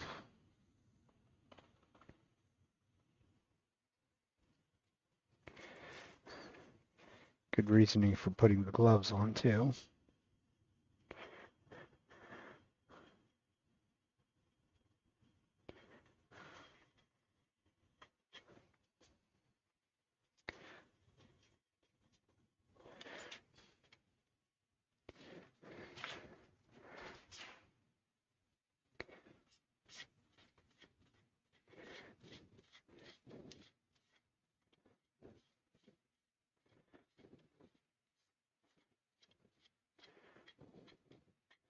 And I get the paper towel fuzzies off.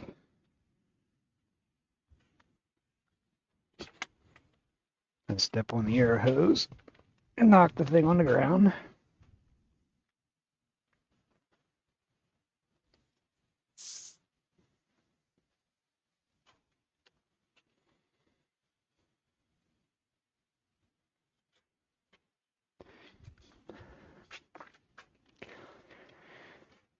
Let's let that dry a little bit.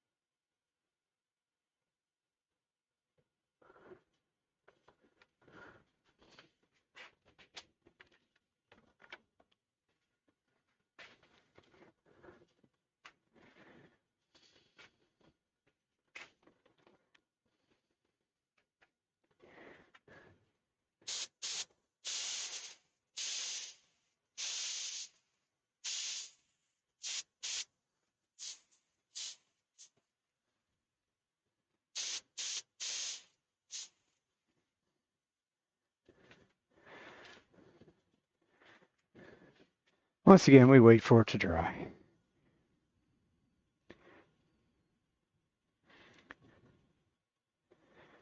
I could actually go get the heat gun out and blow some warm air on it to make it dry, but we don't need to be that impatient.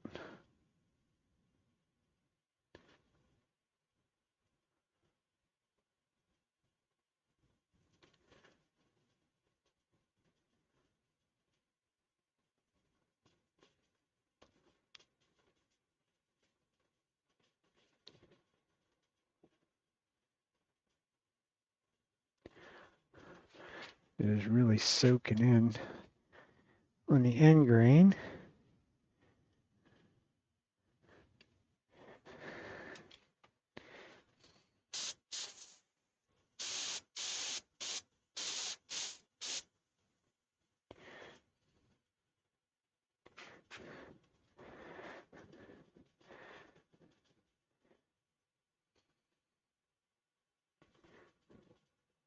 That's probably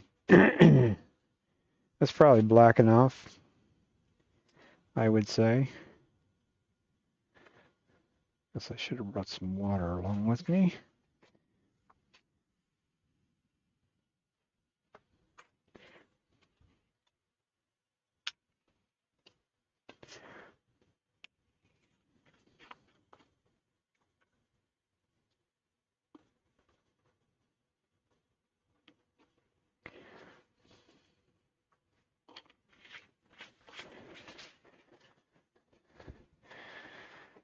So we'll go get some water.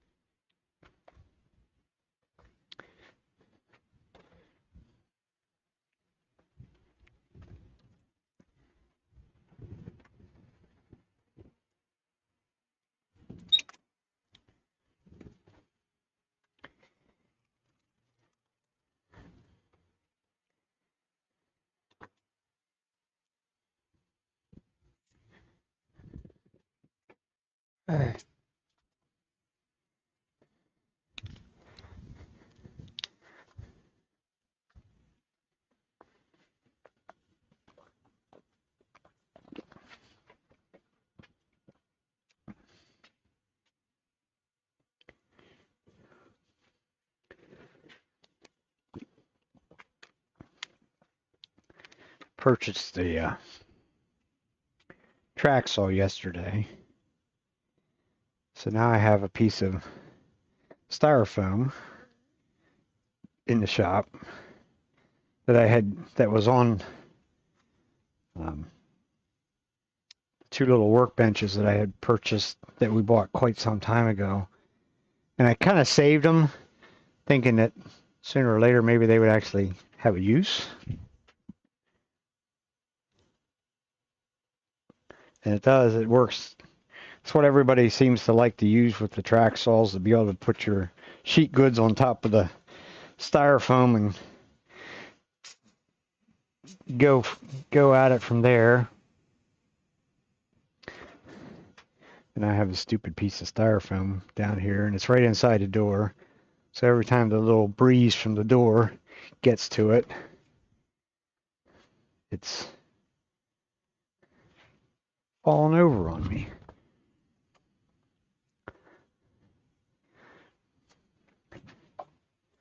But it is a very good, very well worth investment so far. I didn't really have a whole lot of sheet goods to cut. I did cut up some 1/4-inch plywood, and of course the 1/4-inch plywood for the back of a cabinet that's 3 feet long or whatever. It's a little bit big for my table saw area. So the track saw made that really short and sweet and simple. So it was, like I say, so far I would say it's been a worthwhile investment.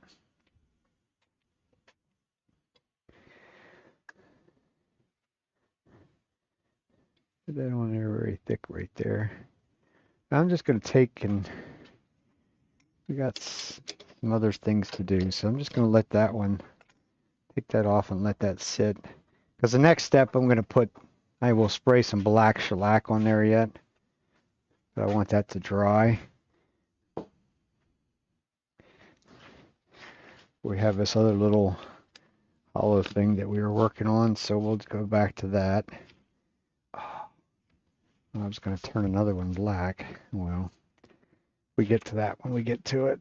Is it 7:40? And we might. This is what you call working on 10 different things at one time.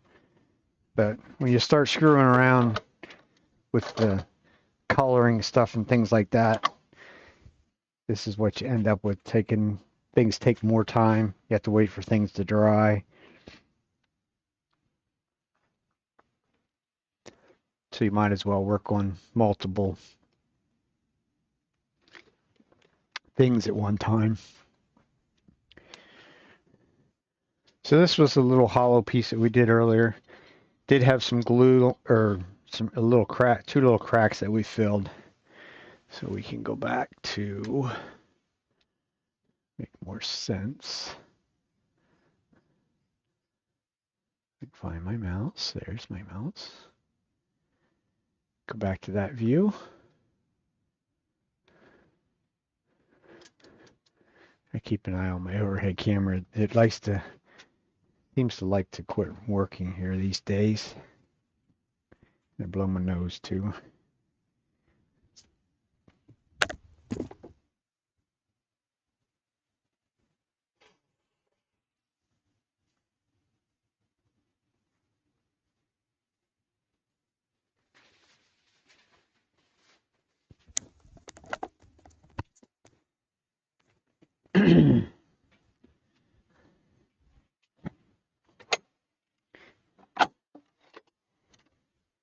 So this is ready to be sanded, and then we're going to clean up and try and sand a little bit on the inside. I need my dust collection for that. There's no point in sucking any more dust than I need to.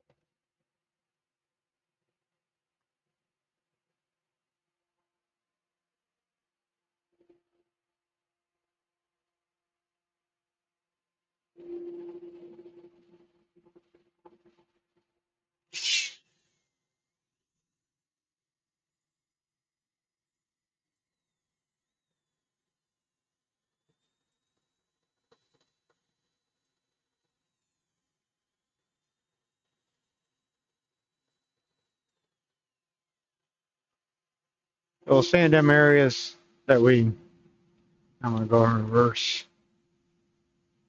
We slop super glue all over.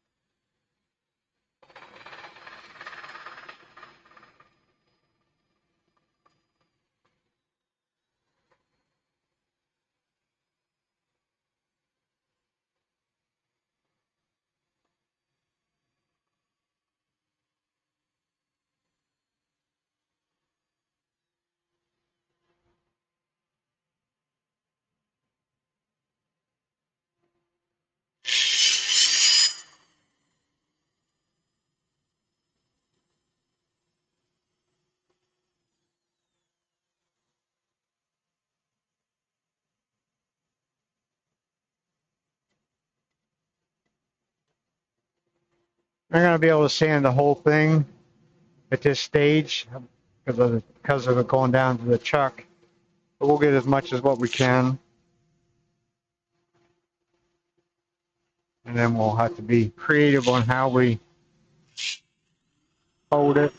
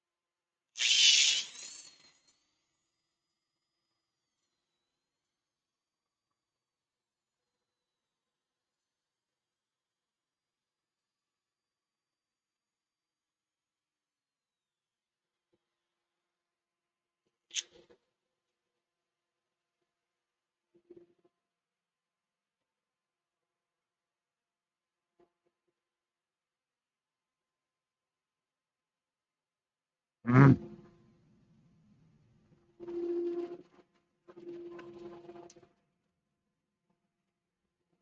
Didn't remember that. There was a place on there that there was some little place that there was like some little stood up grain. This thing had like a little branch coming out through here. That sort of end grain right there rather than side grain.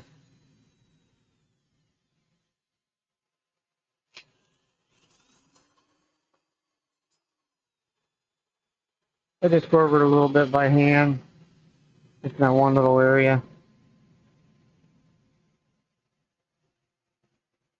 I think there were some places on the back that was the same way. But we'll get the rest of that. I'm really only concerned up to there. I'll flip this around and do the back.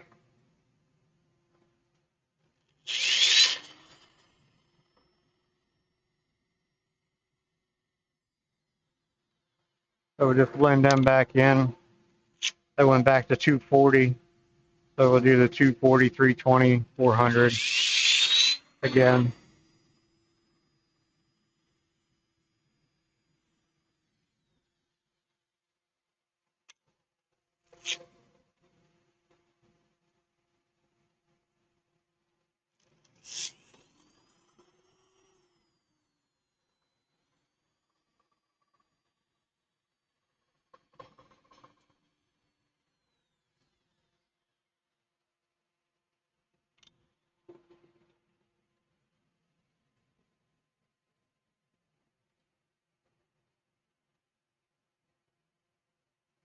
That looks good.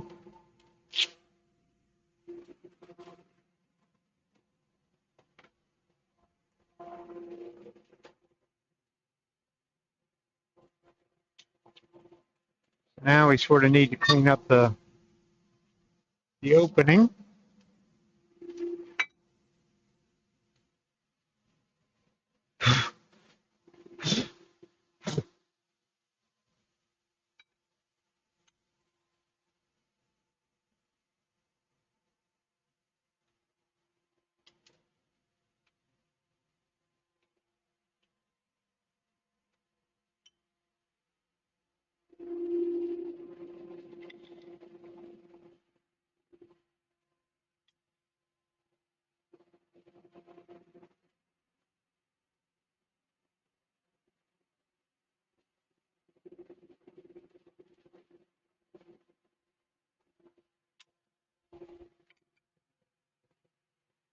A tad high. I want this to cut right on center, on the center line. This probably could use a touch up too, I'm sure.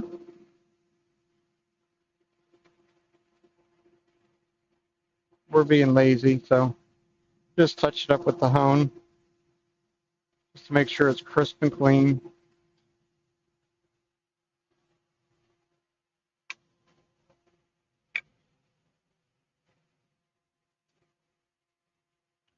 Would help us going in forward though.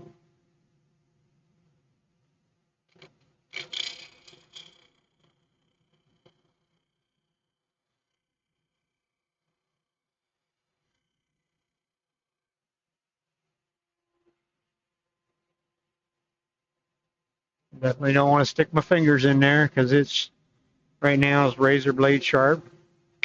Question is, do I have it reasonably straight?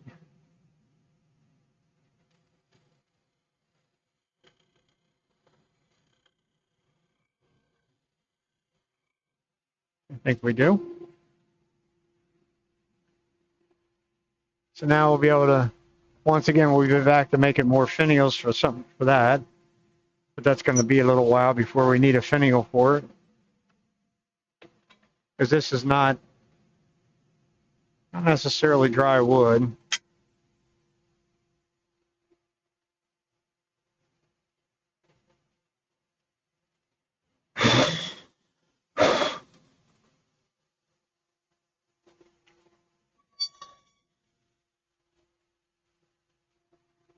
We can take and sand that a little bit. Knock that sharp edge off there. Get on the inside, knock the sharp edge off there.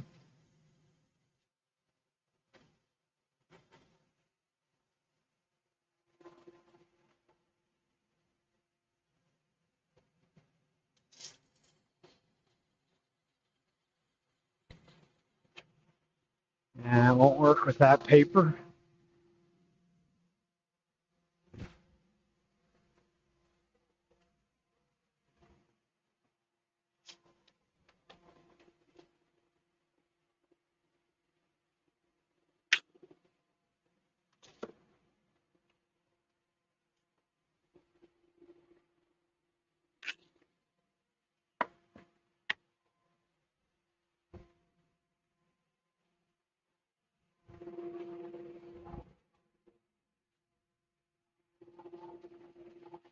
You sort of cheat, and I'll use some adhesive back sandpaper. I'll stick it right fast to my finger. And then I can go right in there with my finger and get right around to where I need to go. And we'll make it relatively smooth anyhow.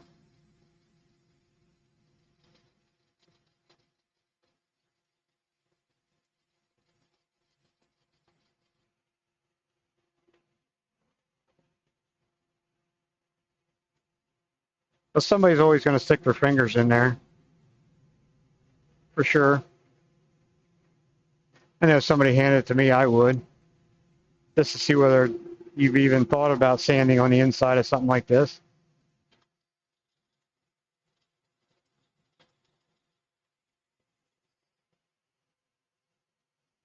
Come back here. Lost my piece of sandpaper.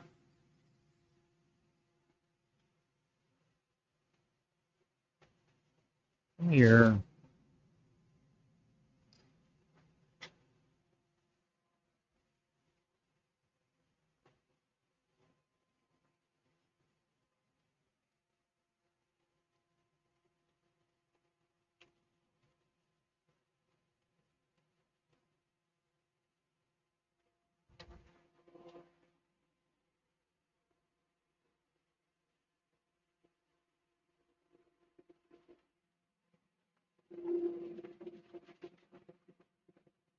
I do have a 1-inch disc, but it's probably too short.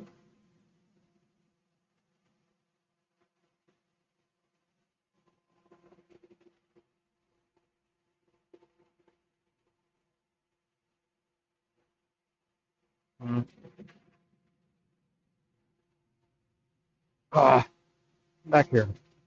Too much dust and dirt on your fingers, and the sandpaper don't want to stick to them.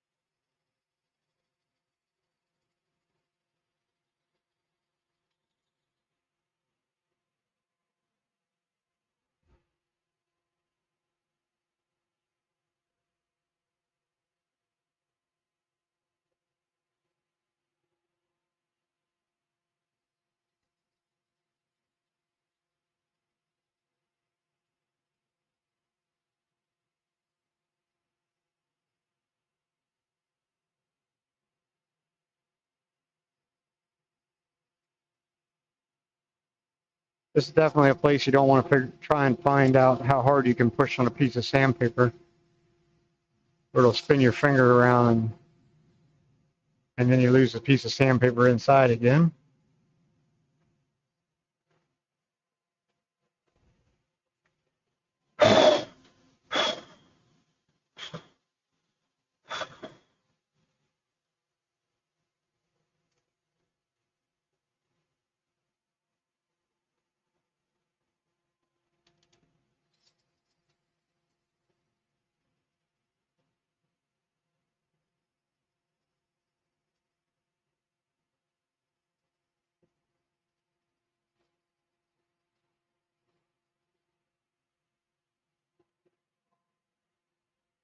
I think we're going to call that good enough.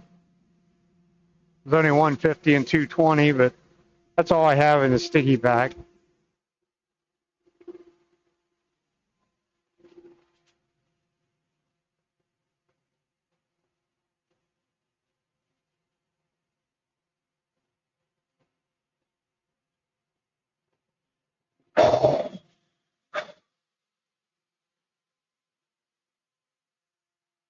That smoothed it up somewhat.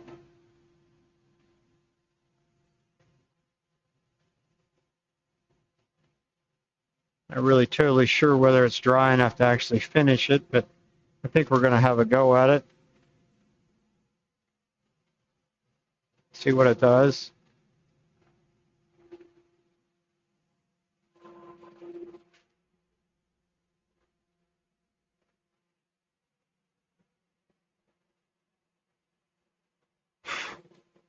It's got black on it.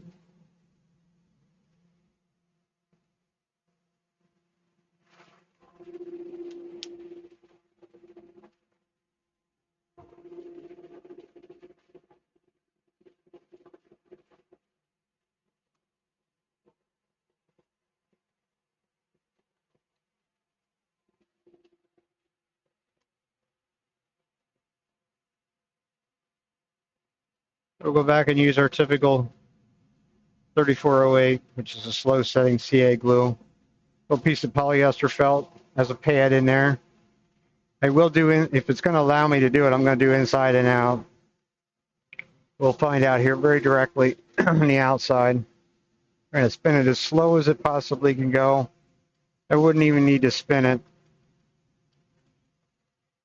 but it generally can make it a little easier if I can.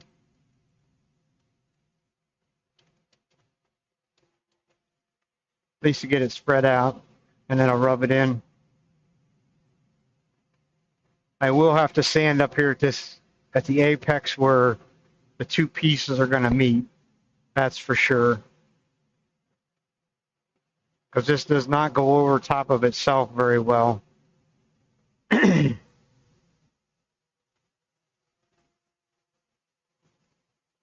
And this piece is not wet enough to make it react. Super glue cures in the presence of moisture. So if you put it on a piece of wood that's too wet, that's too much moisture in it, it'll activate it right away. And it didn't do that, so that's a plus. So now we'll try and get some on the inside the same way. Just sort of to seal it up.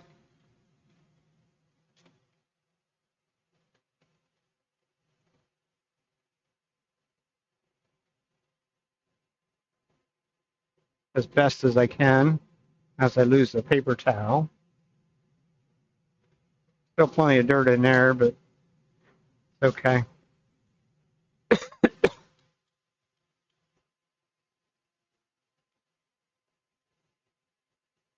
And it's certainly not that overly super smooth in there either.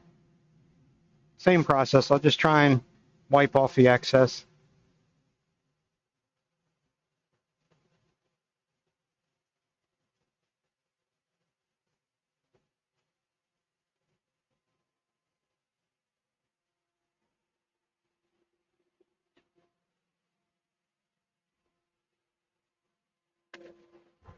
This is a piece of English walnut. I don't think I said that earlier, but it actually finishes up quite nicely.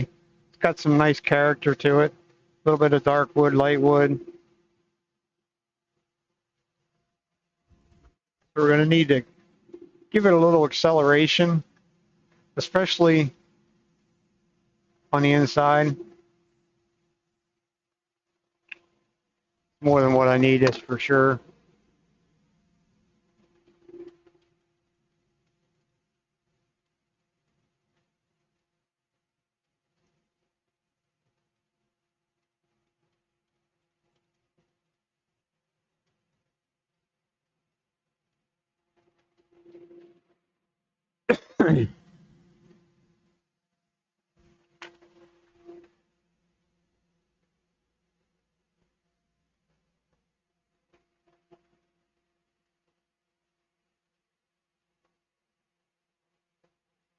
It looks like our finial now is dry. So since that's dry, like I say, we're just bouncing all over the place, trying to get stuff done. We'll let this sit and dry, and then we'll make a turn a piece of something, stick it down through there so that I can push against the bottom here and the bottom there, and then we can finish off the back. Once again, we don't necessarily want to be in a giant size hurry.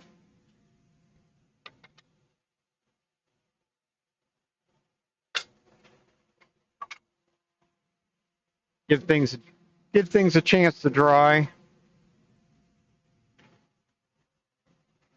As this dried, nice and black.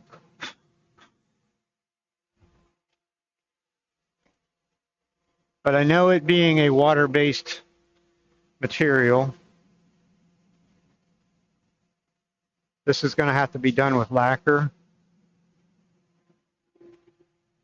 I don't know that I've tried to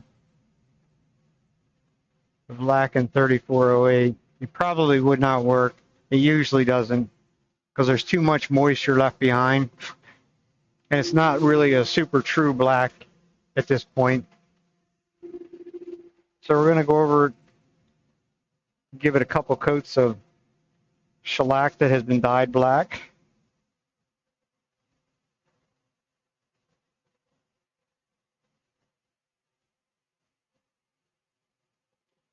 And we should have put on a second glove because I got black on my fingers.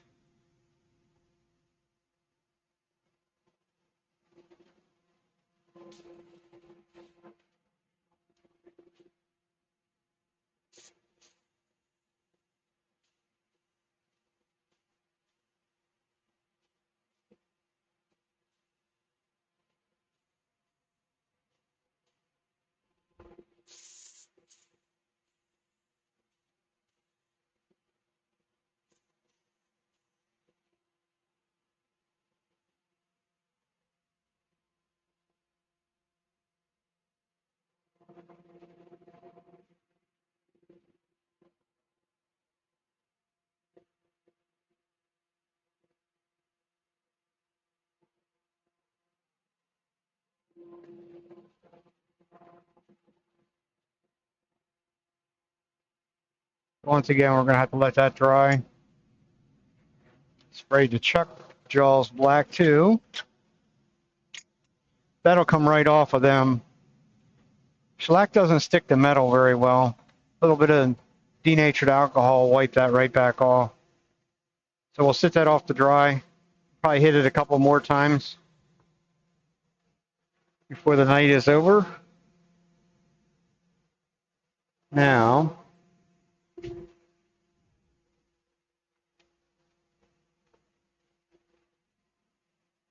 get some things out of the road.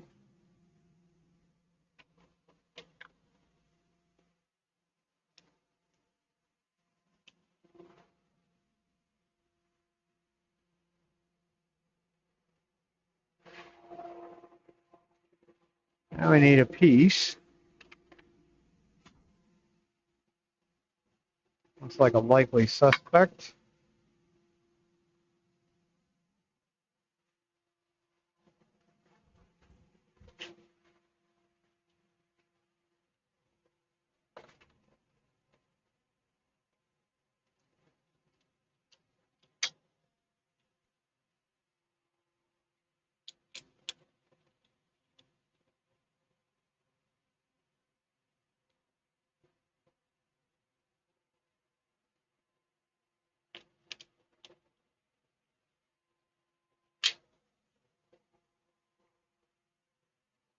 Not totally sure what that might actually be a piece of baseball bat blank that was funky.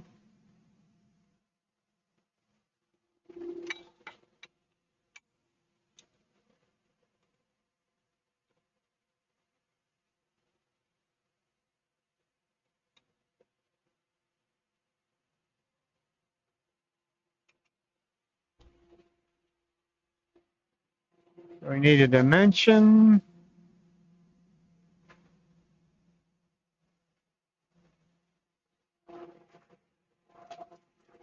I'm not really concerned that it's truly doesn't need to be a snug fit in there. Just right to that. Ooh, keyboard. Well, that wasn't good. Off the cover.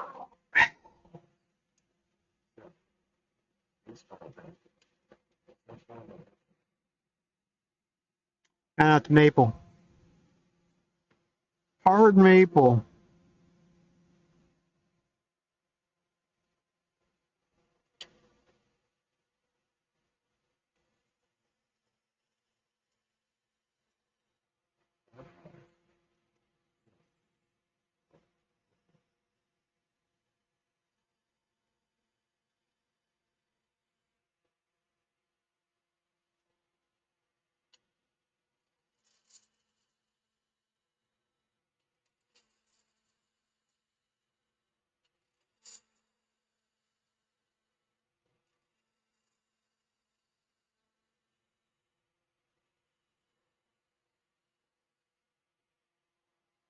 Yeah, the sawmill that's they're about an hour or so away from me.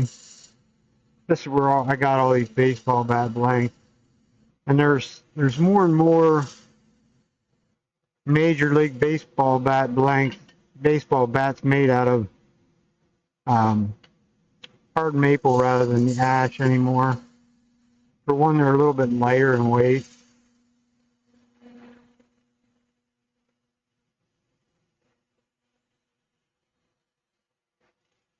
They do both.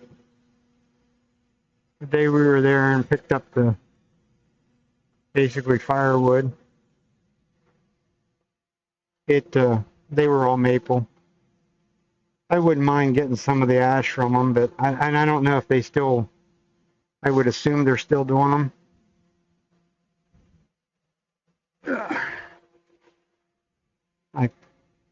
I was gonna say I probably could have grabbed this with a vacuum chuck, but there's a hole in the side, so it won't work. Take a little bit more off. I don't want it to be a snug fit by any means.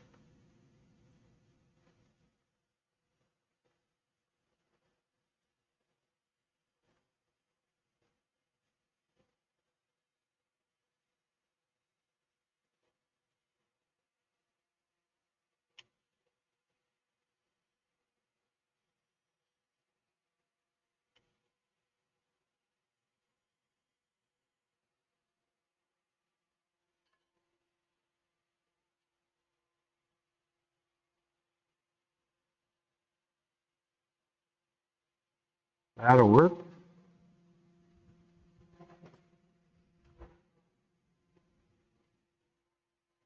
So I'll go down here on the bottom,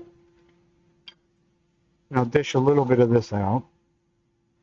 That way it'll sit more so out here on the rim than in the middle.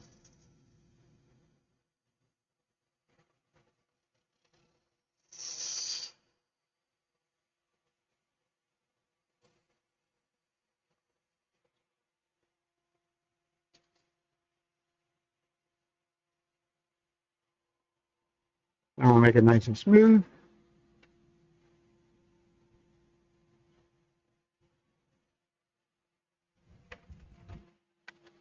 Even though we probably really won't make any difference.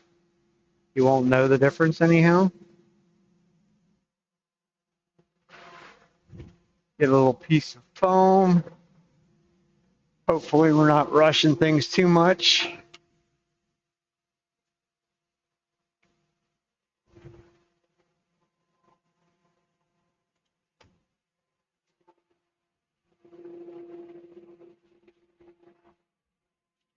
This foam even has a sticky strip on it there. So we'll just trim it back somewhat.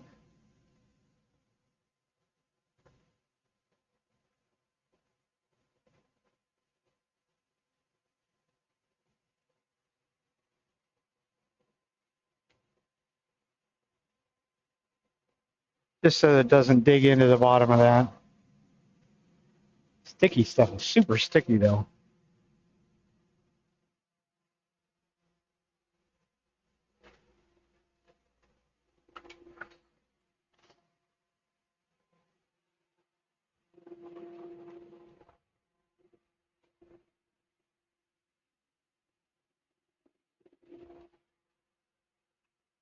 I thought, oh, I dropped my keyboard. I never went back to that. Back overhead. Sorry. You can only see half of what we're doing.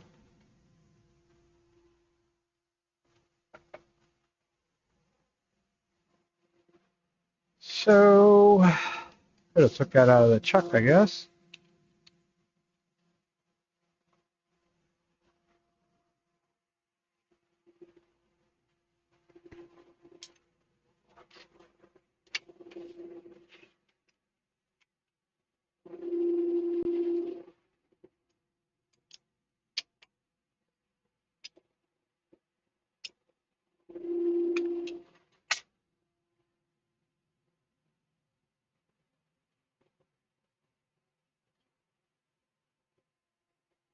I should have trimmed that back a little bit harder.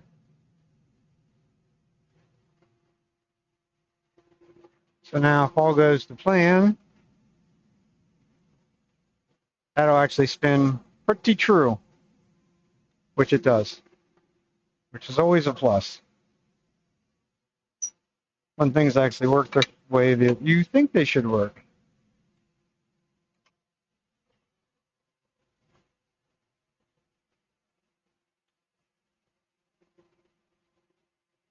So we're basically back in between centers. So it's spinning pretty true. I'm going to use, for the most part, I'll use my spindle gouge for this. This is going to allow me to get down under this corner.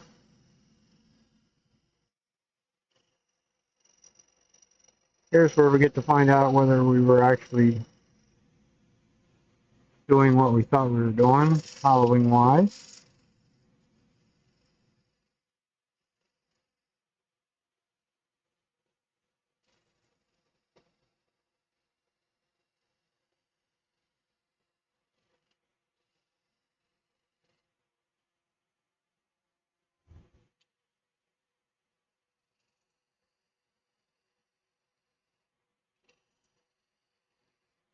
Blend that a little bit in there.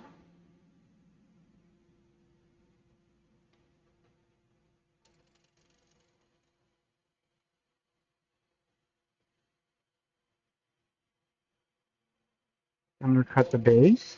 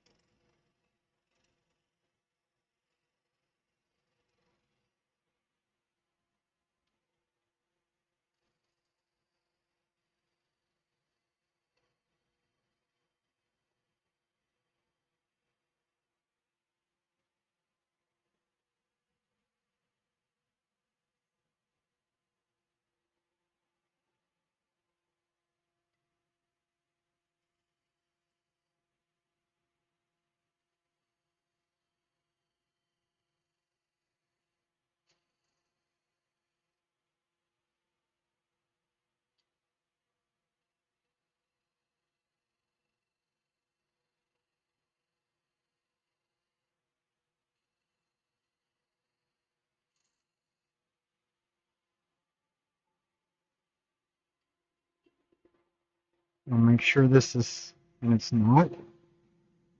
But I always check. I'm still high in the center of that. Center of that's probably going to be a bit challenging to actually get off. Let's think about that a little bit.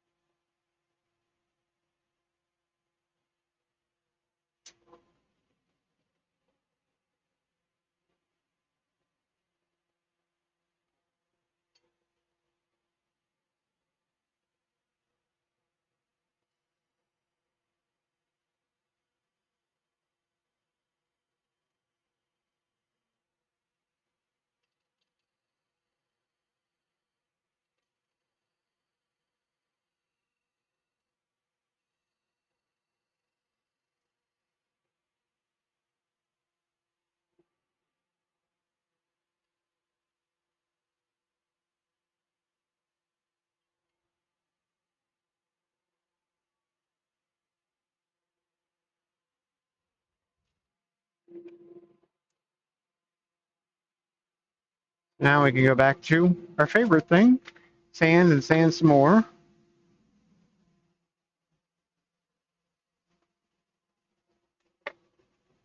I'll switch over to my, maybe not.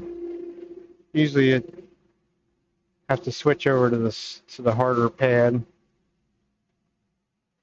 I might be able to get in there with the soft one. We'll see. Go in reverse.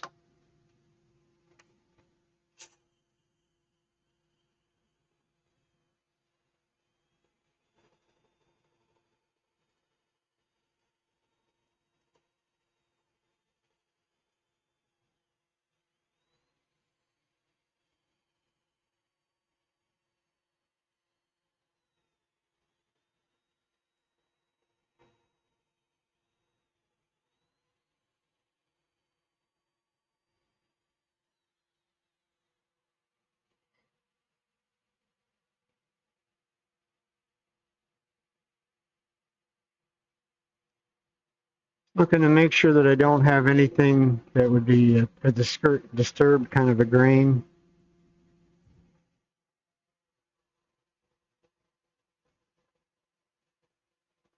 And we don't, so we're in good shape. So we can just go right through the grid.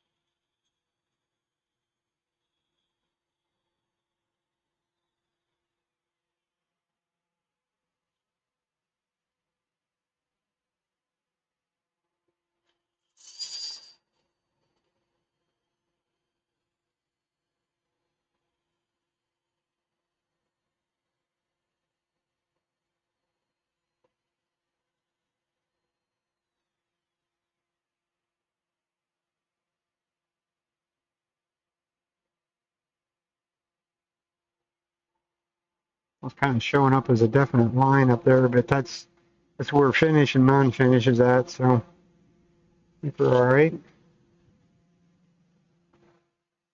That's the easy part.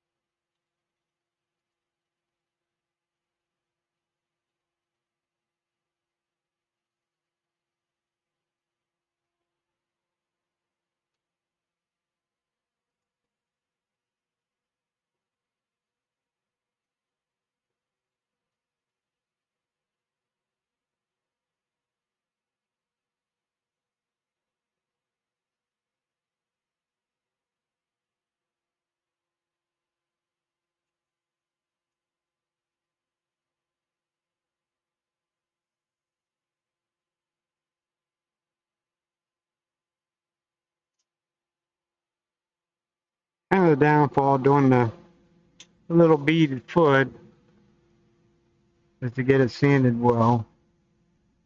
And we're not getting it sanded well enough there.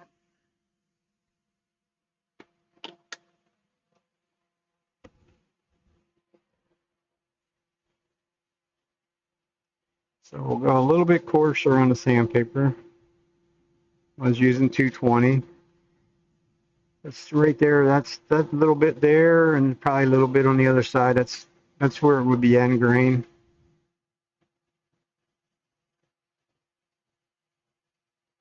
So we're just sand a little bit harder right there.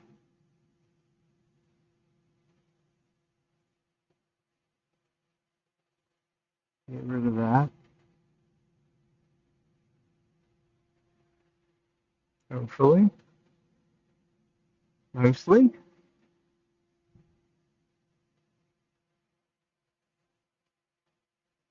Otherwise, that'll stand out like a turd in a punch bowl. It'll show up as being something white right there. I don't want that.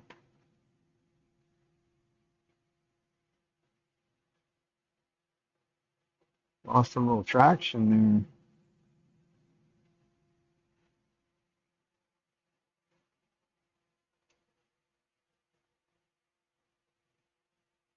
That's got it.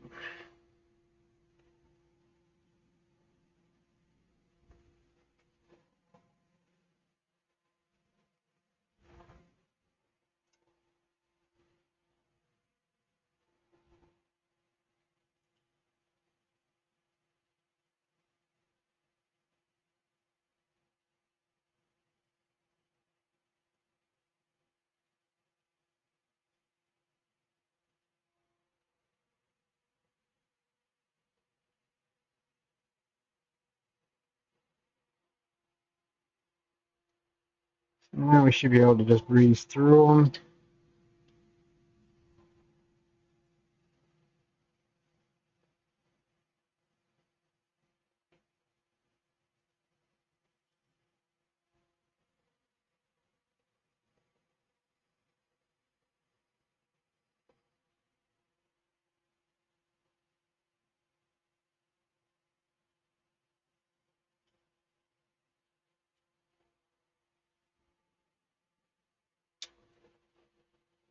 That was our 320. We'll go to 400. When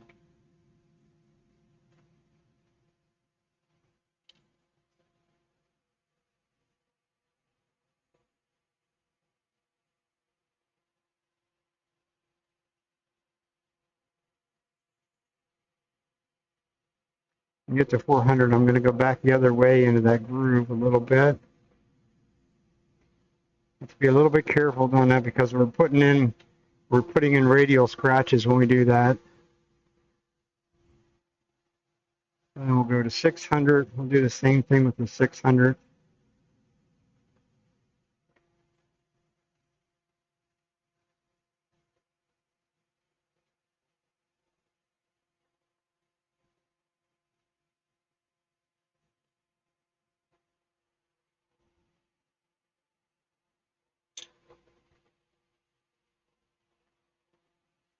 And 800.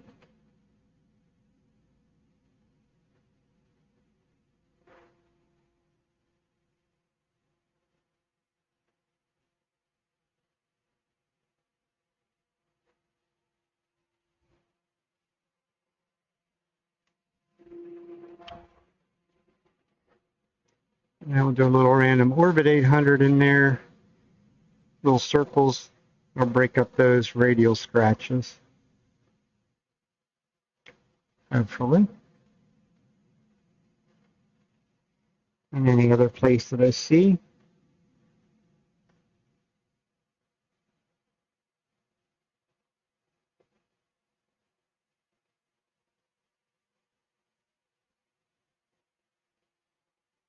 And it should be that.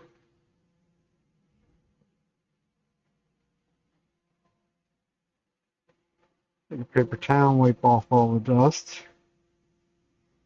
Paper towels really do a good job wiping the dirt and the dust off of things like this.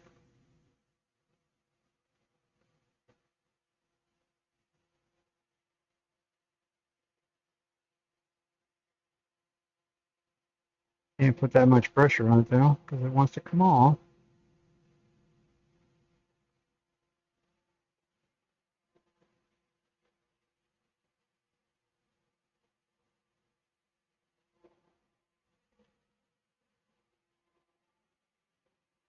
So that's that. We might as well finish that while we're at it.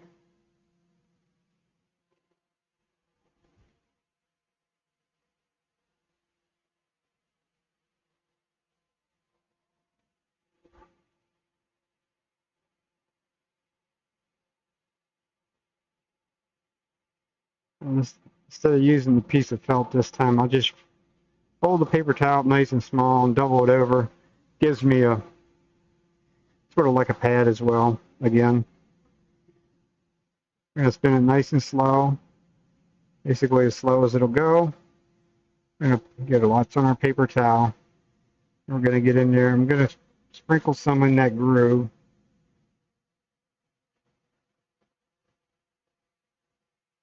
And sprinkle it right on the piece as it spins.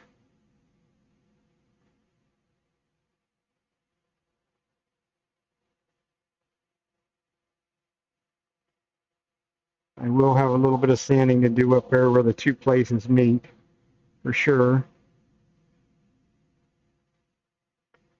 Because it's going to set up there. It sets up on itself pretty quickly, usually.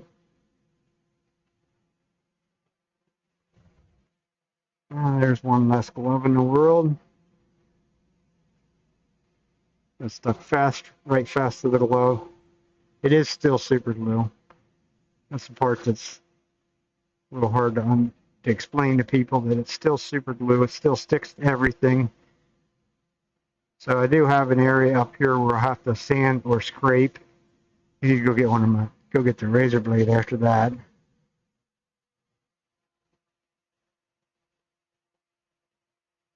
Since my buddy Amp Mods told me that trick does work quite well.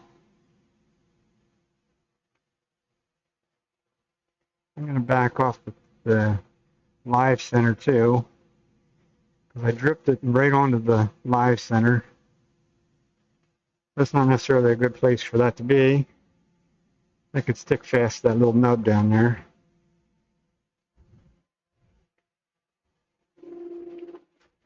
I'm going to hit it with a little accelerator. One side, two sides. Not up close and personal, at a distance. And I think we're done with the dust collector, so I can turn that noisy thing off.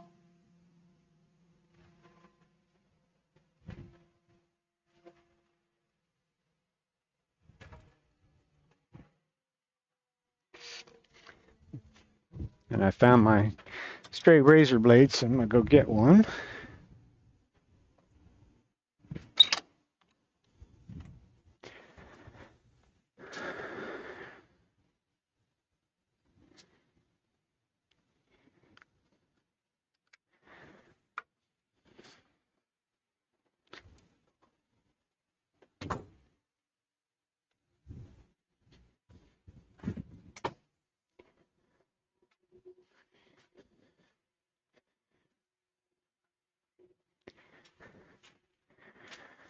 That's had a little time to set up. Shouldn't stick fast. I want a little pressure on that.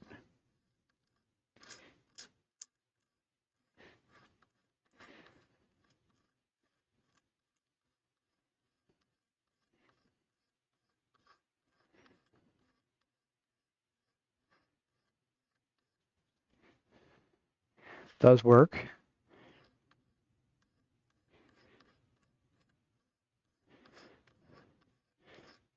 A little bit more challenging with something that's round.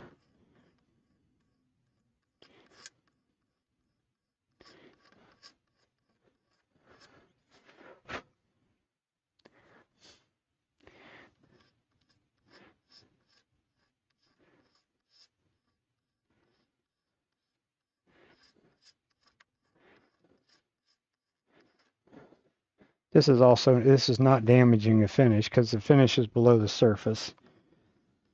I'm just getting rid of what's actually technically on the surface here.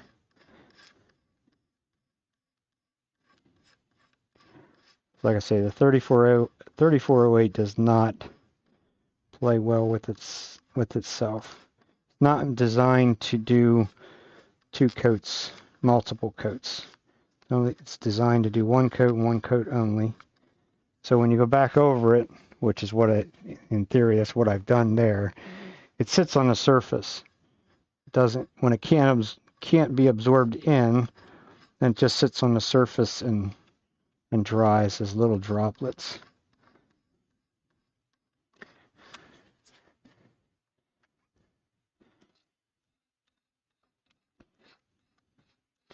Can either sand it off, or this little straight razor blade scraper seems to take it off quite quickly, quite easily. I still might go back and sand it a little bit, but I won't do that till tomorrow or another day when I get ready to buff it. Or when once I start to buff it, then I'll feel the places it's not up to standard. And then we'll sand it with a little bit of 800 grit sandpaper. I'll do the same thing. This is actually easier to do this than it is to sand it. Clogs the sandpaper up right away, for one, because it is plastic. I mean, super glue is nothing more than plastic in a bottle.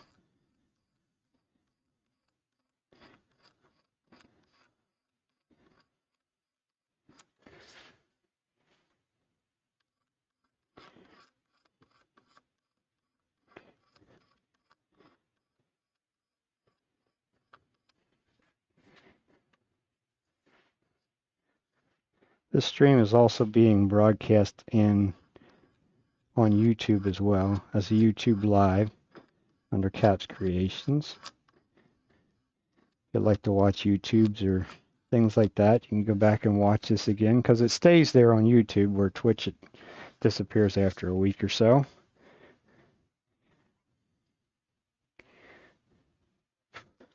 I think we've gotten the majority of it. Like I say, there's no real need to be in a giant size hurry. I'll figure out where to put this. I think this will go right there. Stick in this foam. That'll work. Now, that's dry enough. Can we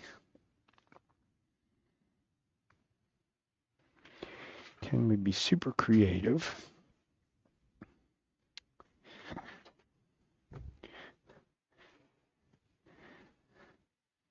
That's 2-inch. That'll work.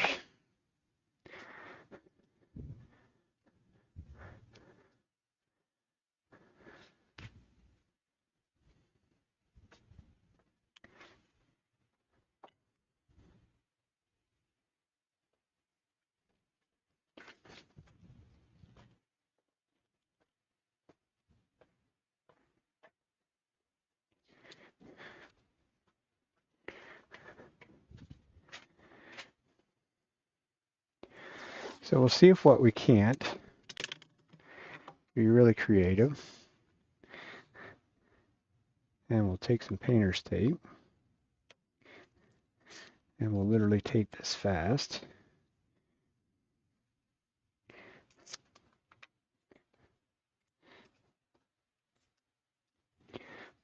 To this back here. Go in a couple directions.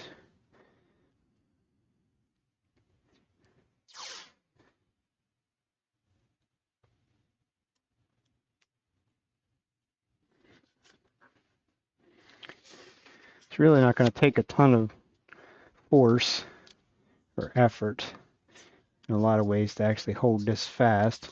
Just enough to spin it so that I can cut just that last little bit of a nubbin off there, and I'll probably do it with a scraper so that all the forces are going in that direction.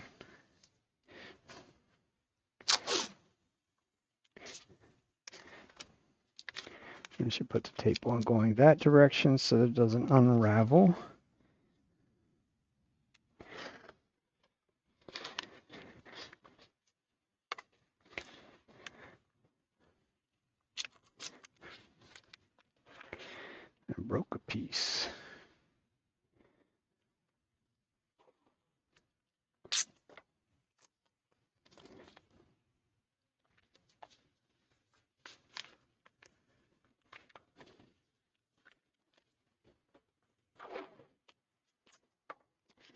Probably take longer to tape it up than it will to do the work.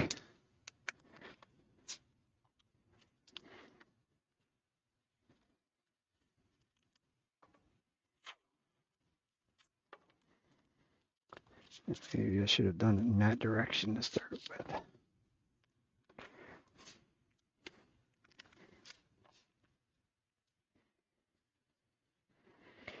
One more.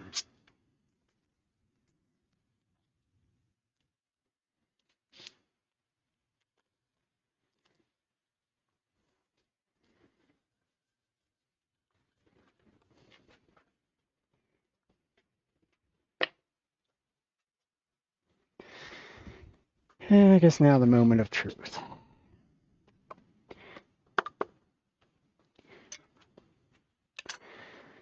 Get plenty of things out of the road.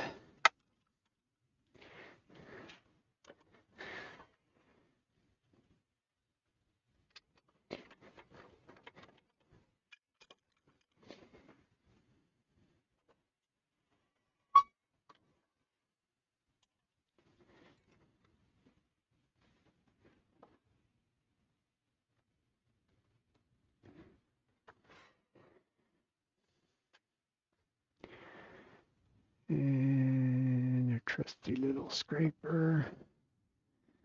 The trusty little scraper has a little bit of a burr on it. Yeah.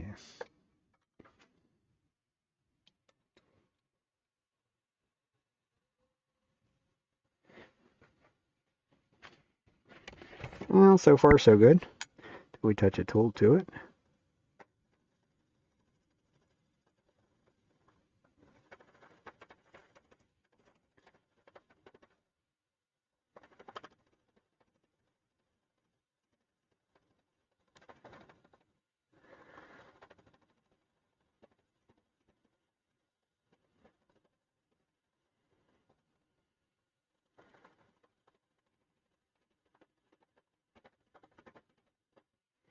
It's trying to jump around. Yeah, it's not the most stable kind of a thing. Guess I could have turned that air compressor off while I was over there, but we didn't.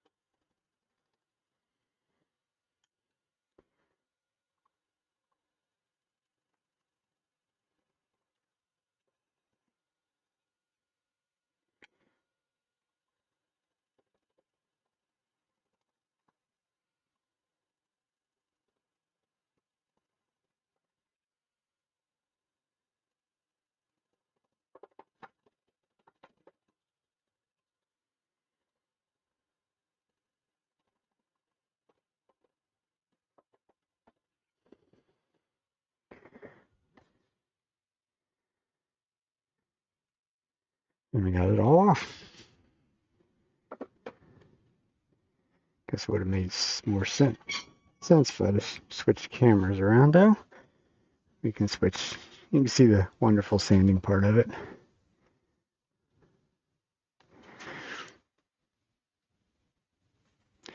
There it is, all the bases off.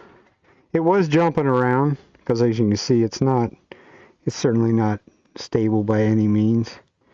I probably should really try and smooth it up a little bit more than what it is.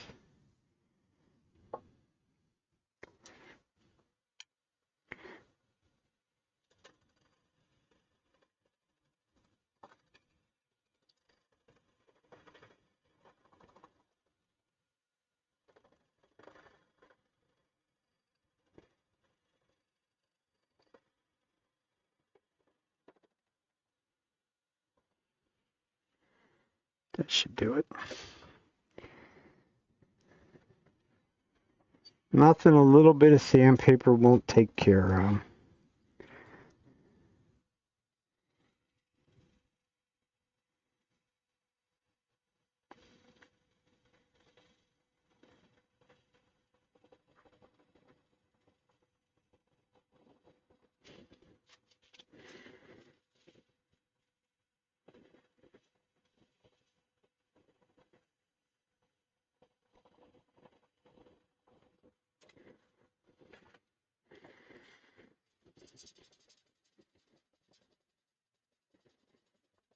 I'll sand with the grain across the middle because the mill's hardly moving, so.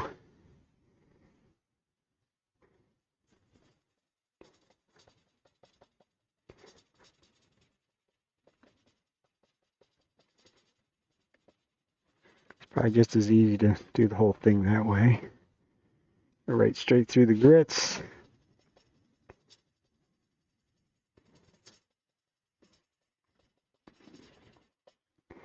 I really don't need to go that super high in the grits. We'll stop at 400.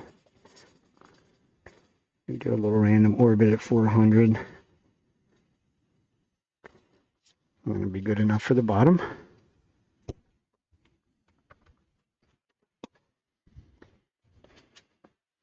Now we can untape it all.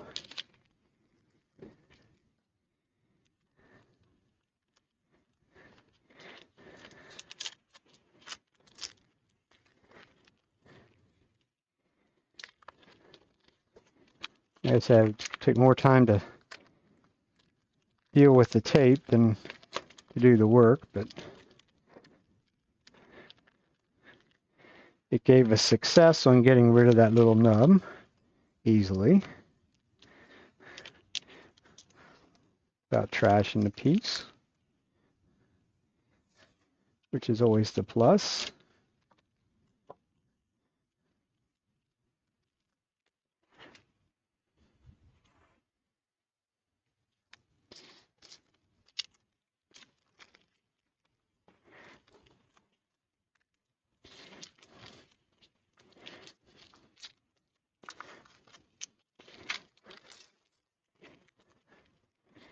Get that back off of there. That's what I thought. I was going to leave my little blue pad in there. I should have had that cut back to nothingness. There we go. There's our little miniature hollow form, side grain hollow form, basically. That'll get a finial as well. I probably, if I need to, I probably can grab that in the chuck, because I did not do anything on the inside as far as polishing the inside. But it is kind of a little hollow form, so I don't necessarily worry too much about the inside.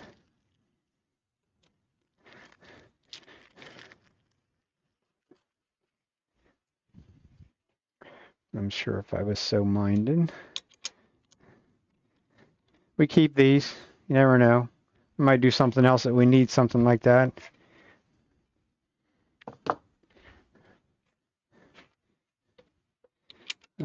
Probably not that chuck though. Nope, not that chuck. The bigger jawed chuck would probably do it.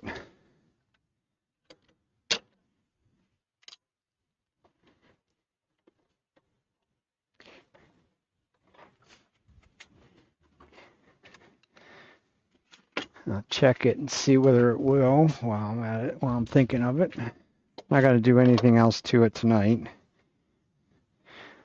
because it's about time to call it a day.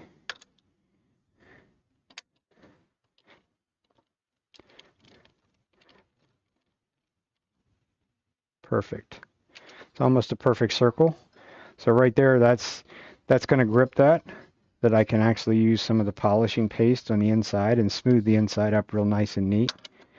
And I won't have put any marks. I shouldn't have put any marks on this at all, because these jaws are pretty sharp, so they'll go right down in that groove, and it's a circle, so it won't make any marks. Something I learned by watching some YouTubes. This needs to get signed on the bottom yet. There'll be a little bit of sanding to do on this because of doing half and half on the finishing. But other than that, that's pretty much done deal. At least for tonight. Another project, half finished, 3/4 finished. That one's 3/4. That one just needs a finial and a buff job. And we took a different run for this time. We rebid jobs at work. I'm a UPS truck driver, tractor trailer driver. And this time around I took a job that's Tuesday through Saturday. I'm off yet tomorrow.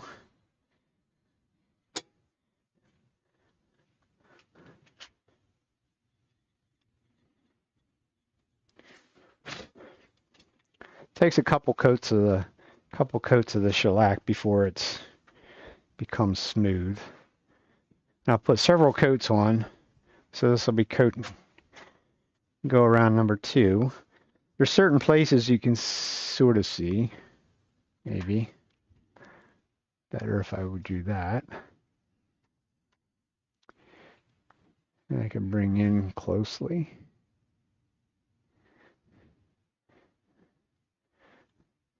You can see there's shiny areas and then dull areas. The dull areas would be end grain that's soaked more in than others. So we'll get it to a fairly uniform sheen at this point. And then I will go back over this with the water-based lacquer, which I won't be able to do that till later on this week because I'm working on finishing some cabinets, and I'm just about out of lacquer. I did order some more tonight. It'll be here probably Tuesday.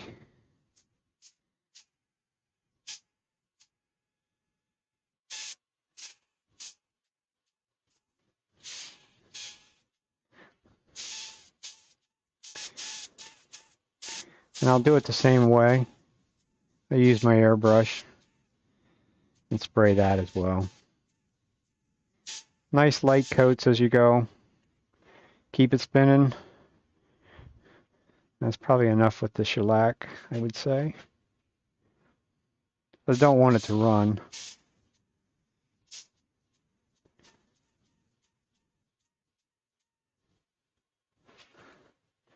But it is, shellac is sandable. I mean, it's not that hard to sand the shellac.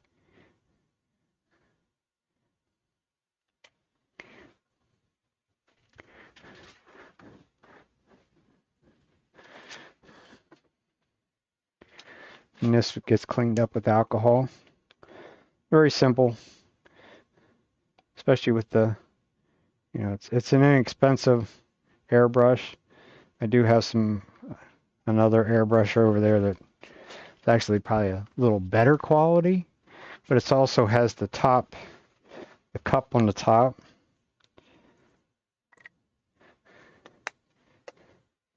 And it doesn't, I've done the same thing with that one, and it does not quite cooperate so well.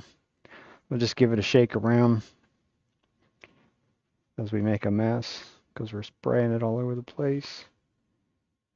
Still coming out the tip, I guess.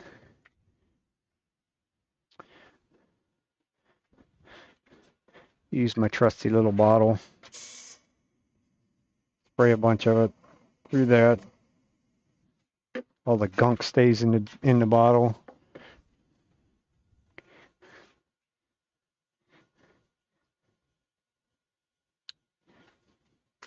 And we'll dump out the remaining.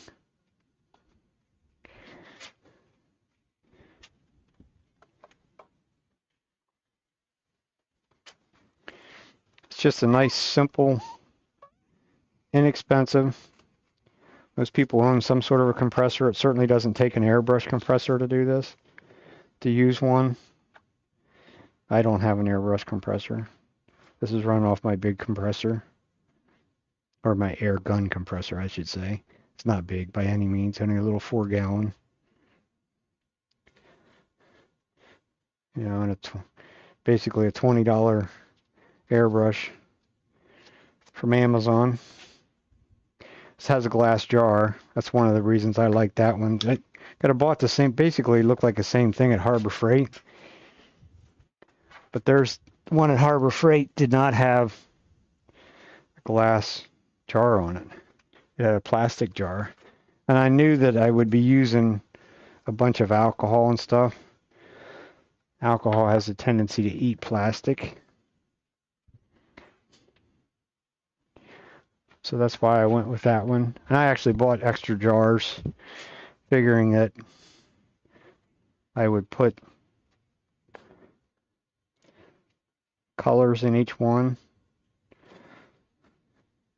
But I have not done so yet. I did get some on my lathe bed though. And it is shellac, so shellac will stick to pretty much anything and everything. That's why it's like a universal sealer for all kinds of woods and stuff. And I use quite a bit of it. Because all the cabinets that I'm working on, it's actually a cabinet for down here in the shop. It is same way. I brushed that on now because I get a little bit heavier coat. I put that on a little heavy tonight. I'm just going to give it a minute or so to dry out. And I think we're going to be done for the night.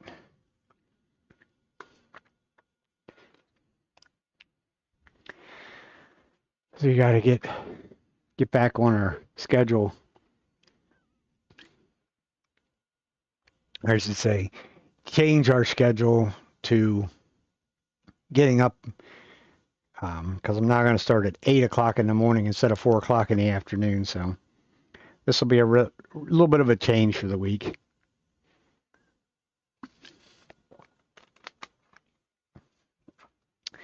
But hopefully it's going to give me a little bit more time in the evenings, or it's going to give me some time in the evenings to be able to come down and do stuff like this, be able to come down here and, spray a coat of lacquer on this or whatever. Since this actually has such a big thing, I could probably put some tape on this. I could probably actually spray this with the big gun as well, because I am spraying other stuff with what little bit of lacquer that I have left.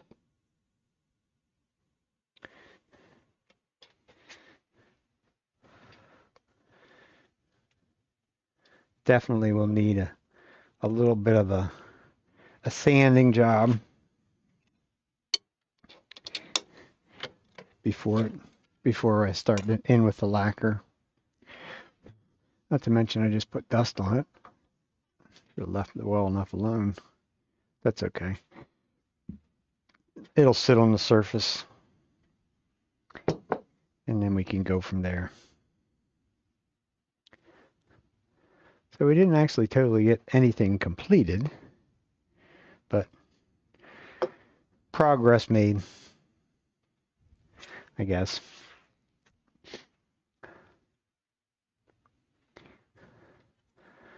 So we'll see if anybody else is on tonight.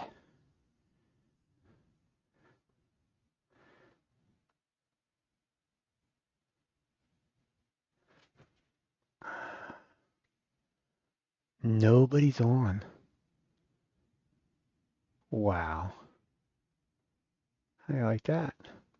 I guess we're not going to read into anybody. There's nobody that I know is on. A bunch of slackers. It's only 9 o'clock. Okay, well, appreciate you coming and hanging out. And like I say, if you like to watch stuff like this on YouTube, it is being broadcast same thing on YouTube. It's under Kapps Kreations live. Have a good evening, good week, and we'll be back next weekend. Probably next Sunday. I highly doubt Saturday night, but Sunday we'll be around again. Try and finish up some more of this stuff. So, till then, you all have a good week.